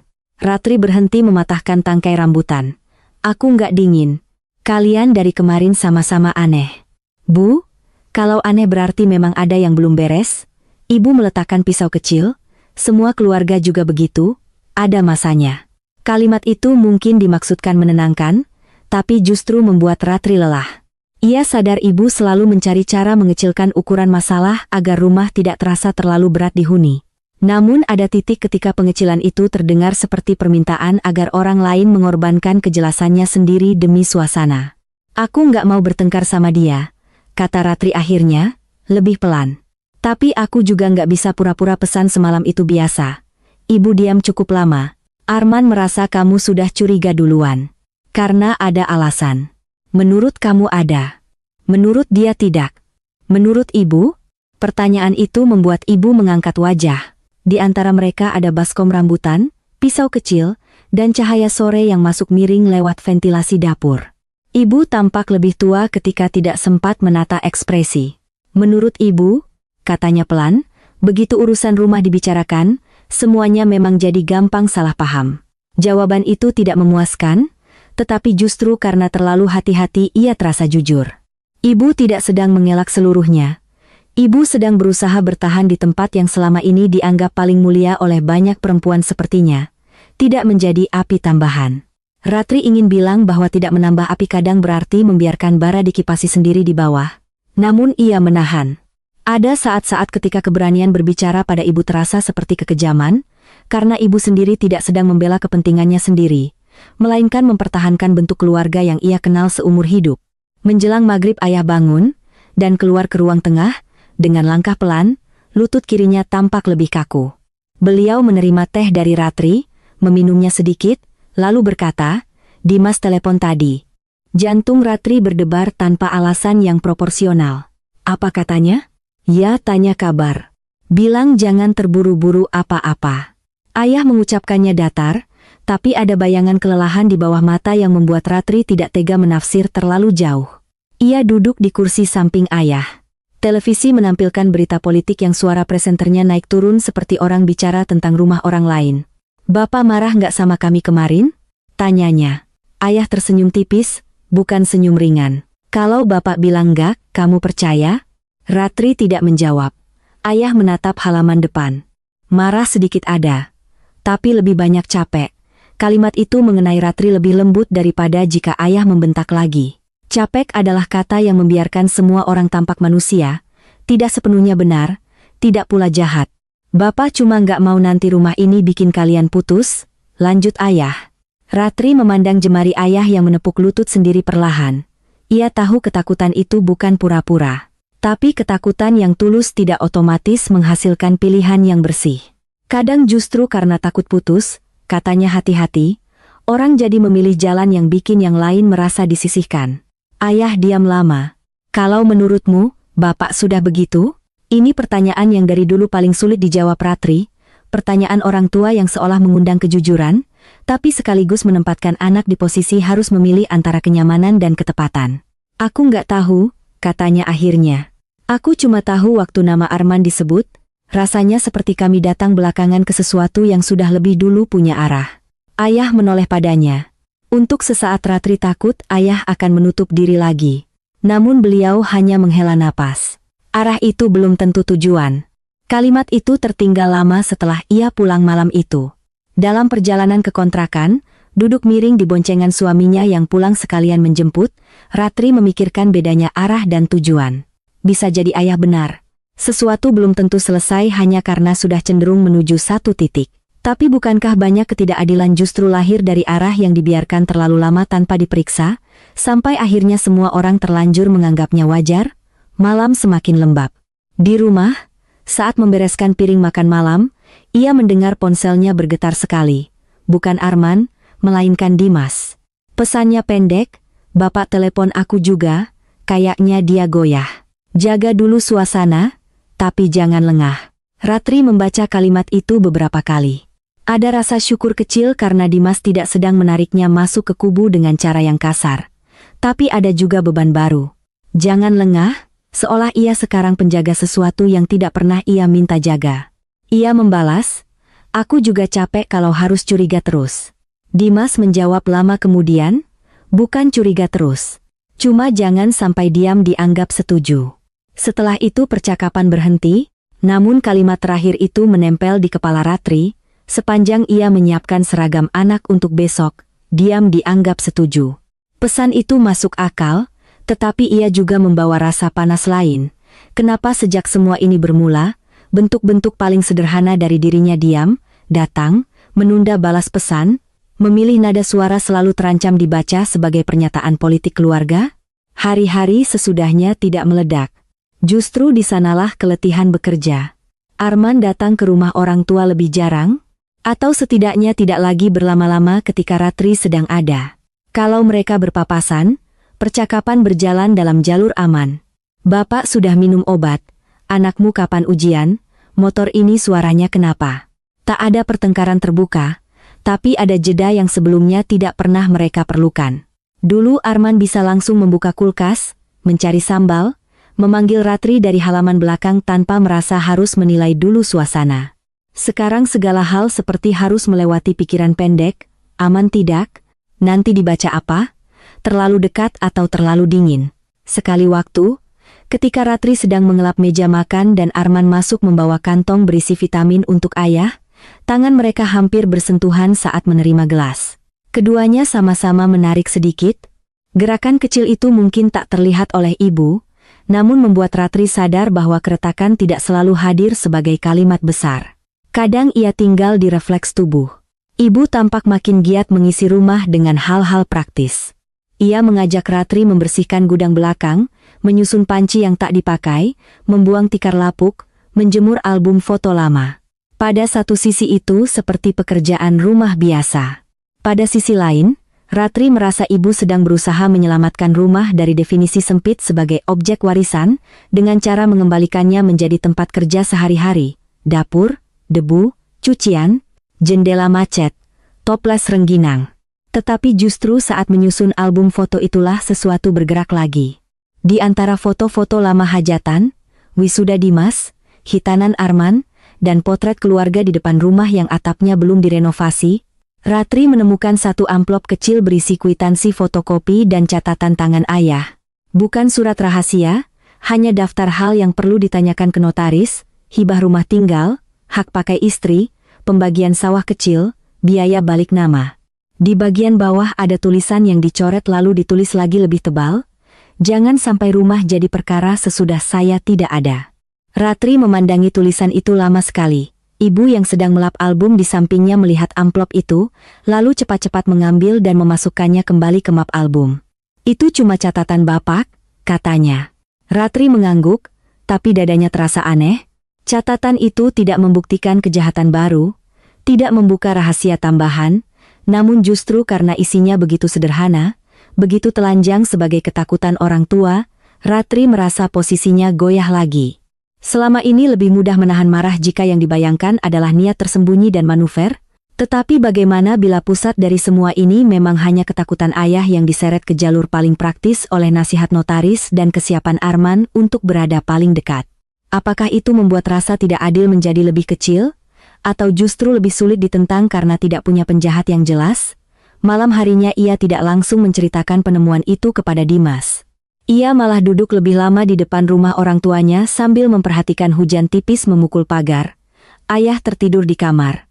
Ibu sedang salat. Arman tidak datang. Untuk beberapa menit, rumah itu terasa sangat sunyi, nyaris seperti sebelum semua ini bermula. Namun sunyi yang sekarang tidak lagi netral, ia penuh oleh pertanyaan tentang batas antara memahami dan mengalah. Di kepalanya, kalimat ayah dan Dimas saling bertabrakan. Bapak cuma cari yang paling bisa dijalankan, jangan sampai diam dianggap setuju. Keduanya benar dari tempat berdiri masing-masing, dan justru itu yang membuatnya melelahkan. Ratri akhirnya mengirim pesan ke Dimas, bukan soal catatan ayah secara utuh, hanya, Bapak memang takut rumah jadi sumber perkara. Kayaknya itu inti semua. Dimas balas agak lama, takut boleh. Tapi kalau takutnya bikin keputusan condong ke satu orang, ya tetap harus dijaga. Ratri tidak membalas lagi. Ia tidak marah pada Dimas. Ia hanya mulai merasakan betapa setiap orang sedang merapikan logikanya sendiri agar bisa tetap tahan hidup dengan keluarga ini. Beberapa hari kemudian, menjelang akhir pekan, ayah meminta semua datang makan siang hari Minggu. Bukan panggilan rapat, kata beliau di telepon, cuma makan biasa. Justru karena penjelasan itu disampaikan, semua orang tahu acara itu tidak sesederhana makan biasa. Dimas bilang akan datang naik kereta pagi. Arman menjawab di grup keluarga dengan singkat, siap. Ratri membaca balasan-balasan itu sambil merasa ada sesuatu yang akan mengerucut, bukan sebagai ledakan, melainkan sebagai titik ketika semua orang tak bisa lagi bertahan di kalimat-kalimat sementara. Hari Minggu datang dengan matahari yang terlalu cerah. Ibu memasak sayur asam, ikan goreng, sambal tomat, dan opor encer yang biasa dibuat kalau ingin semua orang makan lebih lama.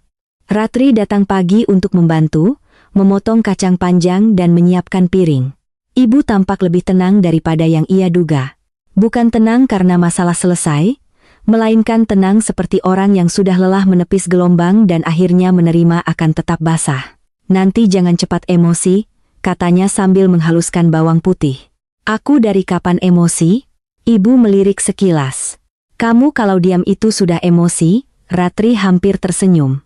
Ada sedikit kehangatan pahit dalam kalimat itu, seperti pengakuan akan pola lama yang tetap bertahan bahkan saat konteksnya berubah. Dimas datang menjelang zuhur dengan tas kecil dan keringat di leher.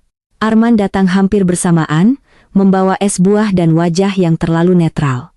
Mereka saling sapa, tidak dingin, tidak akrab. Ayah menunggu sampai semua duduk di meja makan baru bicara. Beliau tidak membuka map apapun, tidak ada kertas, hanya tangan kosong di atas meja kayu yang mulai pudar lapisannya. Bapak minta kalian datang, katanya, bukan buat ngulang ribut kemarin. Bapak sudah pikir-pikir lagi. Ibu berhenti menuang kuah. Ratri merasakan tengkuknya menegang.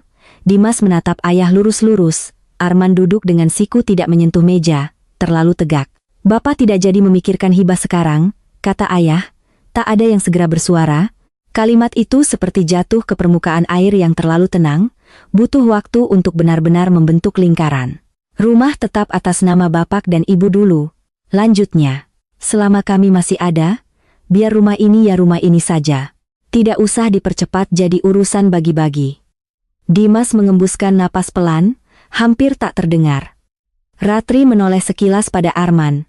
Wajah adiknya tidak berubah banyak, tapi ada sesuatu yang menutup di sana, seperti jendela yang pelan-pelan ditarik dari dalam. Ayah melanjutkan, kalau nanti waktunya memang harus dibicarakan lengkap, tertulis, di depan semua. Bukan lewat kira-kira. Ibu menunduk. Jemarinya yang memegang sendok sayur tampak bergetar sedikit, bukan karena tak setuju, tetapi karena mungkin baru sekarang kalimat yang selama ini sulit ia rumuskan keluar dari mulut ayah sendiri. Untuk beberapa detik, Ratri merasa ada kelegaan. Bukan kemenangan, ia tidak mau menyebutnya begitu, melainkan ruang bernapas yang mendadak tersedia setelah berhari-hari hidup di dalam dugaan, namun kelegaan itu tak bersih. Bersamaan dengannya datang rasa bersalah pada Arman, karena keputusan ini, betapapun wajar dan aman terdengar, tetap berarti jalur yang sempat terbuka baginya kini ditutup di depan semua orang. Dan manusia, pikir Ratri, bisa mengerti keadilan sambil tetap merasa kehilangan sesuatu yang tadinya sudah terlanjur ia bayangkan. Kalau itu keputusan Bapak, ya sudah, kata Dimas pelan. Nadanya bukan puas, lebih seperti meletakkan beban setelah menahannya terlalu lama. Semua mata lalu beralih ke Arman. Inilah detik yang diam-diam paling ditunggu dan paling ditakuti Ratri. Adiknya menyapu pandang meja sebentar, lalu berkata, "Terserah Bapak." Hanya itu. Dua kata yang secara permukaan patuh, tapi menyimpan begitu banyak kemungkinan nada di bawahnya hingga Ratri tidak tahu mana yang paling harus ia percayai, kecewa, tersinggung, malu karena sempat disebut, atau sekadar jenuh karena terus diposisikan di pusat masalah. Ayah menatap Arman lebih lama. "Bukan terserah," katanya. "Bapak perlu kamu paham?" Arman mengangguk sekali. "Aku paham," tapi cara ia mengatakannya justru membuat Ratri tahu pemahaman tidak selalu berarti penerimaan. Makan siang berlangsung setelah itu, dan seperti banyak peristiwa keluarga lain yang terlalu penuh, tubuh-tubuh mereka otomatis mencari jalan pulang ke kebiasaan, mengambil nasi, menawarkan sambal, memotong ikan, menyuruh ayah jangan terlalu banyak garam. Dari luar, mungkin tak ada yang tampak ganjil. Namun di dalam setiap gerakan ada kesadaran baru tentang apa yang barusan terjadi. Rumah itu untuk sementara diselamatkan dari satu nama, tetapi hubungan di meja ini tidak serta-merta kembali ke bentuk sebelum nama itu pernah diucapkan. Setelah makan, Dimas membantu ayah ke kursi depan. Ibu mencuci piring, Ratri mengeringkan.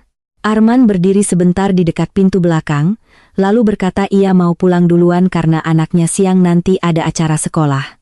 Ibu langsung menawarkan dibungkuskan opor. Arman bilang tidak usah. Gerakan kecil itu, penolakan atas hal yang biasanya ia terima tanpa pikir, membuat sesuatu di dada Ratri mencelos. Ia menyadari kemenangan apapun yang terlalu cepat dirasakan akan terdengar memalukan di hadapan perubahan-perubahan kecil semacam itu. Saat Arman menyalami ibu dan ayah, lalu menoleh sebentar ke arah dapur, mata mereka bertemu, tidak ada kemarahan terbuka di sana. Hanya jarak yang belum tahu cara menyebut dirinya. Ratri hampir memanggil namanya, hampir bilang nanti sore aku ke rumahmu atau jangan begini dulu, tapi ia tidak bergerak. Ada bagian dari dirinya yang takut setiap upaya mendekat setelah keputusan ayah justru akan tampak seperti keramahan orang yang merasa posisinya aman. Arman pergi dengan langkah cepat. Suara motornya menghilang ke ujung gang dan rumah mendadak terasa lebih kosong daripada biasanya setelah tamu pulang. Siang bergeser ke sore. Dimas pun pamit kembali ke stasiun, kali ini dengan wajah yang lebih ringan tapi tetap tidak lepas seluruhnya dari kewaspadaan. Sebelum masuk mobil daring yang dipesannya, ia berkata pada Ratri, "Setidaknya sekarang jelas." Ratri mengangguk, namun dalam hati ia tahu jelas bukan lawan yang sempurna untuk retak. Banyak hal bisa jelas dan tetap meninggalkan bekas yang lama hilang. Setelah Dimas pergi, ibu tidur sebentar. Ayah duduk di kursi depan sambil membaca koran lama tanpa benar-benar membalik halaman. Ratri membereskan meja, menyapu lantai, menutup toples, lalu berdiri di depan lemari kaca, kunci biru tetap dipaku. Lemari itu tertutup rapat, kotak besi di dalamnya terlihat biasa saja. Ia memandangi semuanya dengan perasaan campur aduk.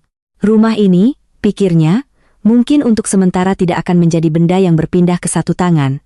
Tapi rumah juga bukan cuma urusan akta. Ia adalah cara orang dipanggil, disertakan, dipercaya, atau dicurigai. Di sisi itu, sesuatu sudah telanjur bergeser. Saat hendak pulang, ayah berkata, "Kalau ada waktu, nanti ajak Arman makan ke sini lagi. Jangan sampai jadi jauh." Ratri tersenyum tipis. Permintaan itu sederhana, hampir seperti menyuruh membeli gula di warung. Namun ia tahu, tak ada yang sederhana dari mengajak orang kembali ke meja yang baru saja menentukan nasib kemungkinan yang menyangkut dirinya. Iya, Pak, jawabnya tetap. Dalam perjalanan pulang, ia akhirnya mengirim pesan kepada Arman. Kalau kamu sempat, aku mau mampir besok.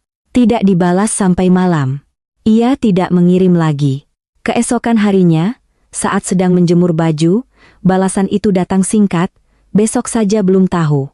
Kalimat yang begitu biasa, namun di tangan orang yang dulu selalu cepat menjawab dengan candaan atau permintaan titip sesuatu, ia terdengar seperti pintu yang dibuka secukupnya lalu ditahan dari belakang. Hari berjalan, lalu hari lagi. Ratri tetap datang ke rumah orang tua, tetap membantu ibu, tetap membelikan obat ayah kalau mampir ke apotek. Arman juga tetap datang, tapi waktunya jarang bertemu dengannya. Jika bertemu, percakapan mereka tidak lagi melukai, namun belum juga lentur. Dimas sesekali menelepon lebih santai, bertanya apakah bapak sudah membaik dan apakah map-map surat kembali disimpan biasa saja. Semua tampak bergerak ke arah yang lebih tenang, tapi ketenangan itu berbeda dari yang dulu. Ia bukan ketenangan polos, melainkan hasil dari sesuatu yang pernah ditahan bersama-sama dan kini diletakkan, belum rapi, di sudut rumah. Suatu sore, beberapa minggu setelah makan siang itu, Ratri membantu ibu menjemur tikar di halaman. Langit mendung rendah, ayah duduk di kursi rotan, memandangi tukang bakso lewat. Dari ujung gang, Arman muncul membawa putranya yang kecil. Anak itu berlari duluan ke teras sambil memanggil nenek. Ibu spontan tertawa, suara itu mengubah udara sedikit. Arman berjalan lebih lambat, menyalami ayah, lalu berdiri canggung sesaat sebelum akhirnya masuk. Tidak ada acara khusus. Ia hanya datang karena anaknya minta main ke rumah nenek, katanya. Kalimat itu mungkin benar, mungkin juga menjadi alasan yang sengaja dipilih karena paling mudah. Ratri tidak mencoba mengujinya. Ia hanya menyeduh teh untuk semua, memotong kue bolu, lalu duduk agak jauh sambil memperhatikan putra Arman menempelkan stiker di kaki meja sampai dimarahi halus oleh ibu. Pemandangan itu tidak menyembuhkan apapun. Tapi ada sesuatu yang melunak dalam diri Ratri ketika melihat Arman menunduk mencabuti stiker sambil setengah kesal, setengah sabar. Manusia memang jarang sesederhana posisi yang mereka tempati dalam konflik. Ia bisa merasa tersinggung, bisa sempat menerima kemungkinan yang menguntungkannya, dan tetap menjadi ayah yang mengelap mulut anaknya dengan gerakan telaten. Ia bisa menjadi adik yang kini susah ditatap lurus, sekaligus orang yang sejak dulu paling cepat datang kalau ayah minta diantar ke bengkel. Kesadaran itu tidak membatalkan perlunya batas dan keterbukaan. Namun ia menyelamatkan Ratri dari kebencian yang terlalu rapi. Menjelang maghrib, saat Arman hendak pulang, Ratri ikut keluar sampai teras untuk mengambil jemuran. Mereka berdiri berdekatan beberapa detik, menatap langit yang hampir hujan. "Anakmu sehat?"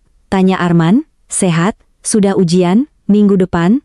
Hening sebentar. Lalu Arman berkata, masih menatap jalan, "Aku waktu itu bukan merasa rumah itu sudah pasti jadi milikku." Ratri memegang ujung handuk basah. Ia tidak menyela. "Tapi mungkin," lanjut Arman, "aku memang terlalu gampang merasa karena aku yang sering di sini, aku paling tahu mana yang masuk akal." Ia berhenti, seolah tak terbiasa mengucapkan kalimat yang tidak melindungi dirinya sepenuhnya. "Dan waktu kamu ngomong soal rasa paling berjasa, aku marah." Ratri menoleh. Wajah adiknya tidak meminta belas kasihan, hanya tampak letih dengan cara yang membuatnya terlihat lebih mirip anak kecil yang dulu. "Karena kena?" tanya Ratri pelan. Arman tertawa kecil, tanpa senang, tanpa pahit berlebihan. "Mungkin." Jawaban itu tidak megah, tidak menghapus apapun. Tapi justru karena pendek dan tidak dipoles, ia terasa lebih jujur daripada banyak kalimat besar yang diucapkan beberapa minggu terakhir. Ratri mengangguk. "Aku juga waktu itu ngomongnya sudah campur banyak hal," katanya. "Bukan cuma soal kamu, soal takutmu sendiri juga?" tanyanya. Ratri tidak heran Arman bisa menebak. Mereka tumbuh di rumah yang sama. Masing-masing tahu cara yang lain diam. "Iya," katanya. "Mungkin." Kini giliran mereka membiarkan kata itu tinggal di antara keduanya. Mungkin, bukan maaf yang utuh, bukan perdamaian yang bersih. Hanya ruang kecil agar hubungan tidak terus mengeras di bentuk terburuknya. Di dalam rumah, ibu memanggil karena hujan mulai turun. Arman mengangkat anaknya ke motor, memasangkan helm kecil, lalu menoleh sekali lagi ke arah teras. "Besok aku antar bapak kontrol," katanya. "Kalau kamu mau ikut, ikut aja." Kalimat itu biasa, hampir administratif. Namun Ratri paham itu bukan sekadar informasi. Itu adalah cara paling mungkin yang bisa dipilih Arman untuk membuka jalan tanpa harus menyusun permintaan maaf yang terlalu besar bagi lidahnya. Aku lihat nanti, jawab Ratri. Ia tidak mau terlalu cepat membuat semuanya terasa selesai. Hujan turun lebih rapat saat motor Arman keluar gang. Ratri berdiri di ambang pintu, memandangi air menggelapkan halaman sedikit demi sedikit. Di dalam rumah, ayah meminta tolong ambilkan selimut tipis. Ibu mengeluh jemuran belum sempat semua masuk. Anak kecil tadi tertinggal satu sandal di bawah kursi. Rumah itu kembali dipenuhi urusan yang konkret, kecil, dan tidak menunggu teori tentang keadilan. Ratri membungkuk mengambil sandal mungil itu, meletakkannya dekat pintu, lalu menggantung handuk yang tadi ia pegang. Kunci biru dipaku tetap diam di tempatnya. Ia melihatnya sekilas, lalu beralih menutup jendela yang mulai tampias. Sesuatu memang sudah tertahan, sesuatu juga sudah terlanjur bergeser. Tetapi malam yang turun bersama hujan itu tidak lagi terasa seperti ancaman yang harus segera diselesaikan, melainkan seperti pengingat bahwa dalam keluarga, banyak hal tidak benar-benar utuh atau hancur sekaligus. Mereka hanya terus hidup dengan garis-garis halus yang sesekali tampak kalau cahaya jatuh dari sudut tertentu, dan mungkin yang bisa dilakukan orang-orang seperti mereka hanyalah belajar tinggal di rumah yang sama tanpa pura-pura lupa di mana bagian-bagian yang pernah, dan barangkali akan selalu, retak. Retak yang pernah mereka sebut, hindari, dan akhirnya akui dengan setengah hati itu tidak hilang setelah hujan sore itu, hanya menjadi bagian dari cara rumah itu bernapas dari hari ke hari. Minggu-minggu berikutnya berjalan tanpa peristiwa yang layak disebut besar dari luar. Ayah tetap perlu diantar kontrol sesekali, dan seperti pernah dikatakannya di teras, Arman memang datang pagi-pagi dengan motor, mengenakan jaket tipis dan wajah yang belum sepenuhnya pulih ke bentuk lamanya.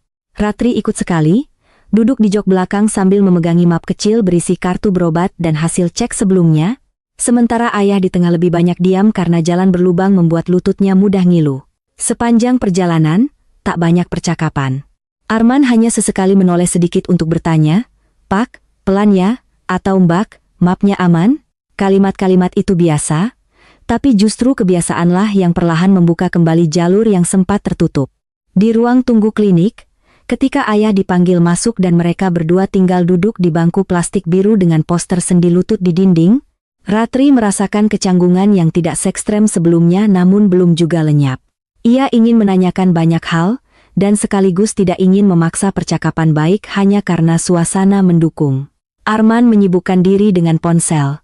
Ratri memperhatikan orang-orang yang keluar masuk. Seorang ibu membujuk anaknya minum obat, seorang bapak tua mencari tempat duduk sambil mengelus dada, seorang petugas memanggil nomor antrean dengan suara lelah. Kehidupan orang lain yang berlalu itu membuat persoalan rumah mereka tampak sangat pribadi dan sekaligus sangat biasa. Barangkali memang begitulah kebanyakan keluarga pecah atau nyaris pecah, bukan karena kejadian yang layak masuk berita, melainkan karena kata-kata tertentu pernah diucapkan di ruangan yang terlalu dikenal. "Mbak," kata Arman tiba-tiba, masih menatap layar, "kalau waktu itu Bapak jadi terus, kamu bakal ngapain?" Pertanyaan itu datang tanpa pendahuluan, seperti benda yang dilempar pelan tetapi tepat mengenai dahi. Ratri tidak segera menjawab. Ia tahu jawaban paling aman adalah entahlah atau lihat dulu. Namun ia merasa Arman tidak sedang menuntut jawaban aman. Ia sedang mencoba mengukur sesuatu yang mungkin sama-sama mereka takutkan. "Aku mungkin gak akan langsung ribut," katanya pelan. "Tapi aku gak akan diam lama." Arman mengangguk kecil. "Ke notaris juga?" Ratri menoleh. Di bibir adiknya ada bayangan senyum yang bukan mengejek, lebih seperti mengakui kemungkinan pahit dengan cara paling sanggup ia lakukan. "Mungkin," jawab Ratri jujur. Lalu, sebelum sempat menahan, ia menambahkan, "Bukan karena aku mau rebutan, karena aku nggak mau semuanya cuma berdiri di atas niat baik." Arman mematikan layar ponselnya.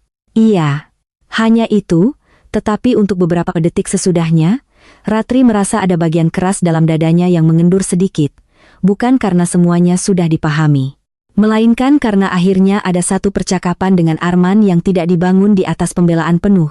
Pulang dari klinik, mereka makan soto di warung dekat putaran Jogjalan. Ayah duduk lebih lama dari biasanya, nampak capek tapi lebih tenang setelah diberi obat anti nyeri baru.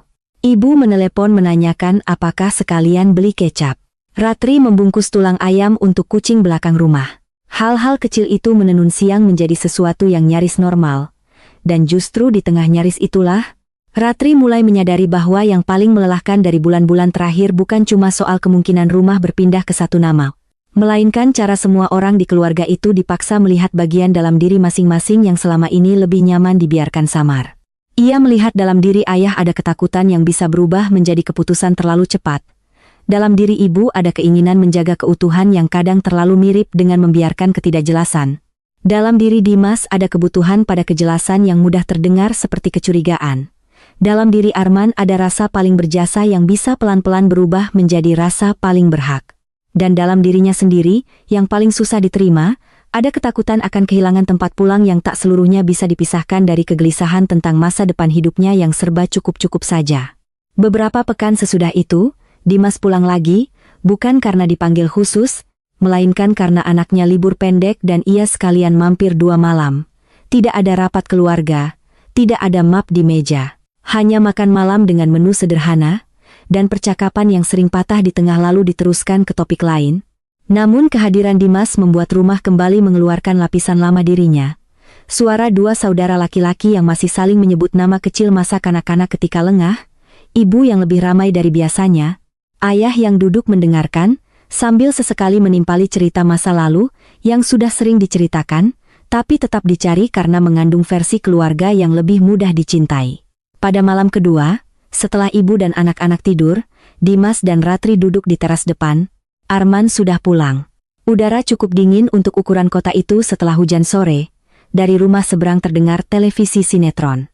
Dimas merokok 1 batang penuh tanpa bicara banyak, lalu berkata, "Kayaknya aman dulu." Ratri menatap jalan kampung yang basah. "Mungkin." Dimas tertawa pelan, "Kamu sekarang jadi sering bilang mungkin." Karena memang begitu, Dimas mengangguk. Ia tidak tampak semenggebu sebelumnya. Wajahnya justru lebih lelah, seolah ketegangan yang sempat memberinya tenaga kini diganti sesuatu yang datar. "Kadang aku mikir," katanya lagi, "apa aku kemarin terlalu keras?" Ratri menoleh, cukup terkejut. Dimas jarang memeriksa diri dengan suara keras. "Kerasnya perlu," katanya. "Kalau enggak, mungkin Bapak lanjut." "Mungkin," Dimas mengulang dengan senyum tipis. "Tapi ada bagian yang bukan soal rumah. Aku marah karena tahu belakangan. Itu rasanya." Ia berhenti. Seperti dianggap orang jauh. Kata-kata itu membuat Ratri diam. Ia paham betul rasa itu, meski bentuknya berbeda. Dimas yang tinggal di luar kota merasa dijauhkan oleh jarak fisik. Ia sendiri, yang perempuan dan sudah menikah, sering merasa dijauhkan oleh anggapan bahwa ia telah punya rumah lain. Mungkin karena itulah mereka lebih cepat berdiri di titik yang sama, walau alasan batinnya berbeda. "Aku juga marah karena itu," kata Ratri pelan. "Bukan cuma takut nggak adil, tapi karena rasanya seolah kami tinggal diberi hasil akhirnya." Dimas membuang abu rokok. Keluarga paling susah memang waktu mulai merasa siapa yang pantas diberitahu duluan. Setelah itu mereka tak banyak bicara. Namun kalimat Dimas tinggal di kepala Ratri lebih lama daripada obrolan tentang rumah itu sendiri. Siapa yang pantas diberitahu duluan? Mungkin pembagian warisan hanya puncak bentuk dari sesuatu yang lebih lama. Cara sebuah keluarga diam-diam sudah menyusun lingkar kedekatan dan kewenangan sebelum benda apapun dibagi. Rumah, sertifikat, sawah, semua itu hanya membuat pola lama mendadak terlihat. Waktu bergerak, dan seperti banyak ketegangan keluarga lain, apa yang semula tampak tak tertahankan perlahan terlipat ke dalam rutinitas. Ayah masih sesekali menyebut notaris, tetapi dalam nada yang berubah, bukan lagi sebagai langkah yang hampir dilakukan, melainkan sebagai kemungkinan yang sekarang selalu disertai syarat, "Nanti kalau memang perlu, nanti kalau semua sudah duduk bareng, nanti kalau Bapak sudah benar-benar bulat." Kata nanti tetap ada, namun bentuknya tak lagi tertutup seperti dulu. Ibu tampak sedikit lebih lega. Ia kembali berani menaruh map keluarga di rak lemari tanpa memindahkan kuncinya ke tempat lain. Sekali waktu, ketika sedang menyapu ruang tengah, Ratri melihat ibu membuka kotak besi abu-abu hanya untuk mengambil kartu BPJS lalu menutupnya lagi tanpa gerak buru-buru. Pemandangan yang sederhana itu membuat dadanya hangat dengan cara yang nyaris memalukan. Begitu rendahnya standar ketenangan mereka sekarang, pikirnya, sampai keterbukaan sekecil itu bisa terasa seperti hadiah. Namun keadaan yang lebih tenang tidak otomatis menutup rasa-rasa yang sempat terbuka. Pada sebuah sore ketika ibu sedang ke pengajian dan ayah tidur, Ratri masuk ke kamar belakang untuk mencari benang jahit. Di meja kecil dekat lemari, ia melihat buku catatan lama milik ibu. Bukan buku rahasia, lebih seperti buku tempat ibu menulis pengeluaran, daftar bahan, atau resep yang disalin dari tetangga. Tapi di antara halaman-halamannya ada satu catatan pendek, tulisan ibu sendiri, jangan sampai rumah jadi beban buat anak-anak, tapi jangan sampai juga ibu jadi numpang di rumah sendiri. Ratri memegang buku itu lebih lama daripada yang sopan. Kalimat tersebut sederhana, bahkan agak berantakan, tetapi di sanalah untuk pertama kali ia melihat persoalan ini dari titik ibu dengan lebih utuh. Selama ini ia terlalu sibuk memeriksa keberpihakan ibu kepada Arman atau ayah, sampai lupa bahwa ibu sendiri mungkin memikul ketakutan yang sangat konkret. Bagaimana hidup di usia tua tanpa merasa menjadi tamu di rumah yang dibangunnya bersama suami puluhan tahun. Hak pakai istri yang sempat dicatat ayah untuk ditanyakan ke notaris, tulisan ibu tentang jangan sampai numpang di rumah sendiri, semua itu saling menyambung dengan pelan. Tiba-tiba Ratri merasa malu pada beberapa penilaiannya yang terlalu cepat. Bukan karena penilaiannya seluruhnya salah, melainkan karena ia jarang memberi ruang bagi kemungkinan bahwa orang lain juga sedang bertahan dari takut yang tidak kalah nyata. Malam itu ia pulang ke kontrakan dengan pikiran penuh. Suaminya sedang memperbaiki kipas angin yang bunyinya aneh. Anak mereka tidur lebih cepat karena besok ada lomba mewarnai. Ratri duduk di lantai, memegang obeng yang diminta suaminya, lalu tanpa sadar berkata, "Aku kira selama ini ibu cuma takut kami ribut. Ternyata mungkin dia juga takut jadi tidak punya tempat." Suaminya menerima obeng, menatapnya sebentar. "Ya wajar. Aku nggak kepikiran sampai situ. Karena kamu lagi lihat dari tempatmu." Jawaban itu tidak menuduh, hanya mengingatkan. Dan seperti banyak pengingat paling tepat, ia terasa sederhana sekali sampai nyaris menyebalkan. Tetapi sesudahnya, saat Ratri berbaring dan memandangi langit-langit kontrakan yang lembab di sudut, ia membiarkan kemungkinan itu masuk lebih dalam, bahwa setiap orang di keluarga ini mungkin memang berbicara dari tempat takut yang berbeda. Ayah takut rumah memecah anak-anak, ibu takut menjadi penumpang di rumah sendiri, Dimas takut dihapus perlahan oleh jarak. Arman takut jerih dekatnya dianggap tak bernilai. Dan ia takut kasih sayang yang tak tertulis tak akan sanggup menahan sebuah nama jika sudah berdiri di kertas. Ketakutan itu tidak saling membatalkan. Itulah barangkali yang membuat tak ada solusi yang benar-benar bersih. Beberapa bulan kemudian, ketika musim hujan hampir lewat dan halaman depan mulai lebih sering kering menjelang sore, ayah mengundang semua makan siang lagi. Kali ini tidak ada penjelasan macam-macam. Ibu hanya mengirim pesan di grup keluarga bahwa beliau masak rawon karena Dimas kebetulan sedang dinas di kota terdekat dan Arman bilang bisa mampir. Ratri membaca pesan itu tanpa langsung menebak-nebak. Ia sengaja tidak lagi ingin hidup dalam kebiasaan mencari agenda tersembunyi di balik setiap undangan makan. Namun sesampai di rumah, ia melihat map coklat ada di atas lemari, bukan di meja. Kunci lemari tetap tergantung di paku. Rumah tampak seperti rumah yang memilih jujur dalam hal-hal kecil. Mereka makan lebih tenang daripada beberapa bulan lalu, anak-anak berlari di halaman. Ibu beberapa kali menegur mereka jangan dekat pot. Dimas bercerita tentang kantor barunya. Arman menertawakan sesuatu soal tukang bangunan yang salah kirim keramik. Ayah mendengarkan, sesekali masuk ke cerita, lebih banyak mengunyah perlahan. Baru setelah makan dan anak-anak dibawa bermain ke depan, ayah berkata, "Bapak ada satu hal mau bilang." Nada suaranya tidak tegang. Justru itu yang membuat semua orang menoleh tanpa rasa ingin siaga. "Bapak sama ibu habis dari kelurahan minggu lalu," katanya. "Bukan soal hibah?" Ia berhenti sebentar, mungkin sengaja, mungkin untuk mengambil napas. "Bapak urus surat kuasa bersama untuk keperluan kalau sewaktu-waktu bapak atau ibu harus rawat inap atau ada hal mendesak. Jadi kalau ada apa-apa, 3 anak bisa pegang informasi yang sama." Ruangan itu diam beberapa detik. Ratri melihat ibu mengelus sisi gelasnya. Dimas duduk lebih lurus sedikit. Arman memandang ayah, lalu map di atas lemari, lalu kembali ke ayah. "Bukan buat bagi-bagi," tambah ayah dengan semacam senyum lelah. "Buat urusan praktis saja. Tapi bapak pikir, kalau urusan kecil saja jelas, Mungkin kalian juga nggak gampang salah paham. Kalimat itu jauh dari megah, namun bagi Ratri, justru disitulah ada sesuatu yang sungguh berubah. Bukan karena ada dokumen baru. Bukan pula karena semua trauma lama terobati, melainkan karena untuk pertama kalinya ayah memilih kepraktisan yang tidak berpihak pada satu anak. Kejelasan dipakai bukan untuk memusatkan kuasa, tetapi untuk membaginya. Ia menatap ayah lebih lama daripada yang biasa ia lakukan. Lelaki itu tampak lebih tua, lebih pelan, dan mungkin baru sekarang belajar bahwa keteraturan keluarga tidak bisa dibangun dengan meminta semua orang percaya lebih dulu. "Bagus, Pak," kata Dimas. Suaranya rendah, tidak berlebihan. Arman tidak langsung bicara. Ia baru berkata setelah beberapa saat, "Kalau begitu nanti aku juga mau tahu detailnya." Kalimat itu terdengar biasa, namun bagi Ratri ada kejujuran baru di sana. Bukan lagi posisi orang yang hampir ditunjuk menjadi pusat, melainkan orang yang kembali mengambil tempat sebagai salah satu dari beberapa pihak yang perlu tahu. Ia tidak yakin perubahan semacam itu besar menurut ukuran orang lain, tetapi dalam keluarga, geser kecil pada posisi batin sering lebih menentukan daripada keputusan yang diumumkan keras-keras. Sesudah makan siang itu, keadaan tidak mendadak indah. Dimas tetap tinggal jauh, Arman tetap paling sering datang kalau ada urusan teknis. Ibu tetap lebih mudah memihak suasana tenang ketimbang pembicaraan telanjang.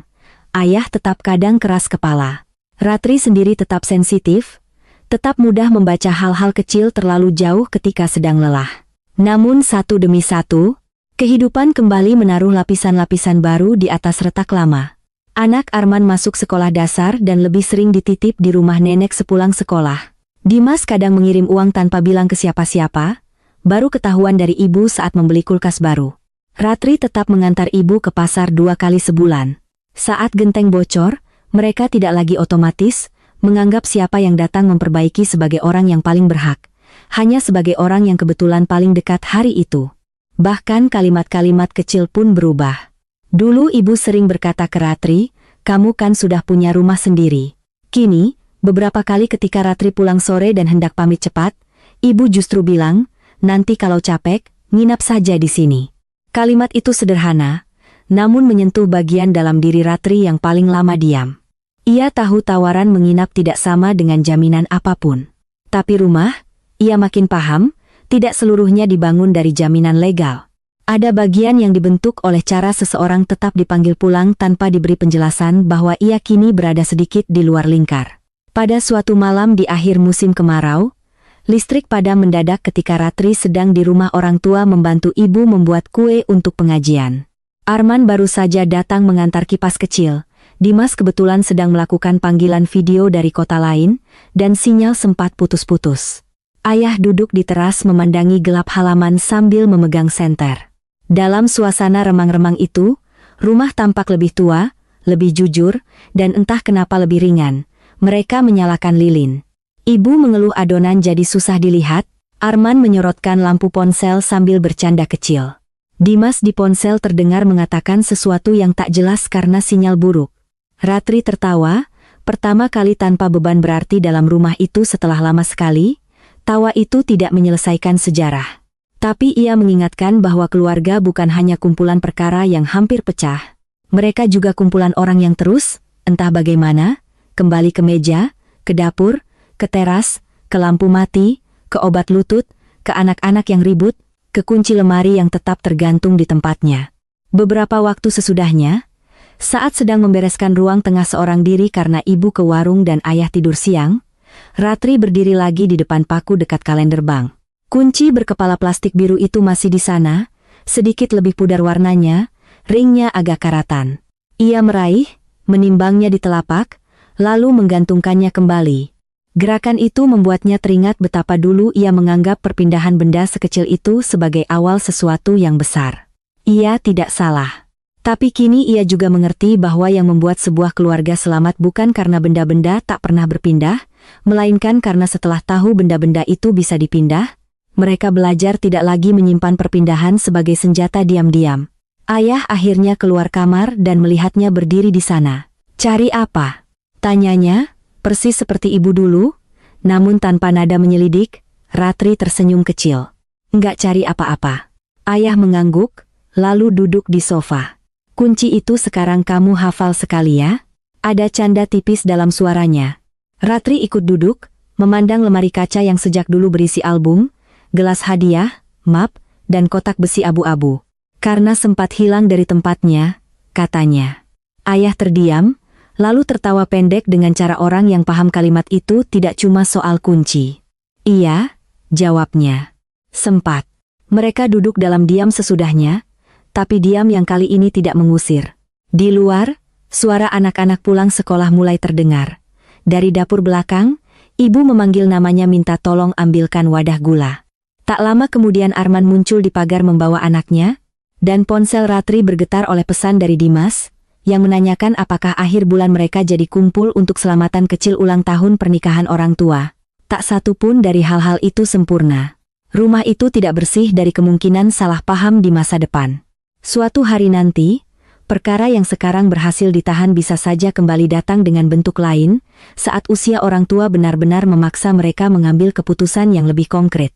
Tetapi sore itu, ketika Ratri bangkit untuk mengambil wadah gula dan mendengar ibu berkata dari dalam, "Taruh sekalian cangkir lebih," Arman datang, lalu melihat ayah menoleh ke pintu dengan gerak yang sudah menunggu bukan satu anak melainkan semua yang mungkin datang dan pergi.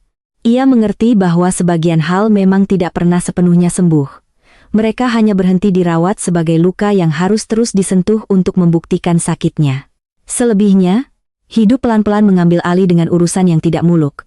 Teh manis, obat lutut, lampu mati, anak titipan, pesan singkat, makan siang mendadak, kursi teras yang mulai goyah, dan panggilan-panggilan kecil yang, selama masih terdengar wajar dan tidak diperebutkan urutannya, mungkin sudah cukup untuk membuat sebuah rumah tetap menjadi tempat pulang meski orang-orang di dalamnya akhirnya tahu persis di bagian mana mereka pernah, dan mungkin akan selalu, sedikit retak.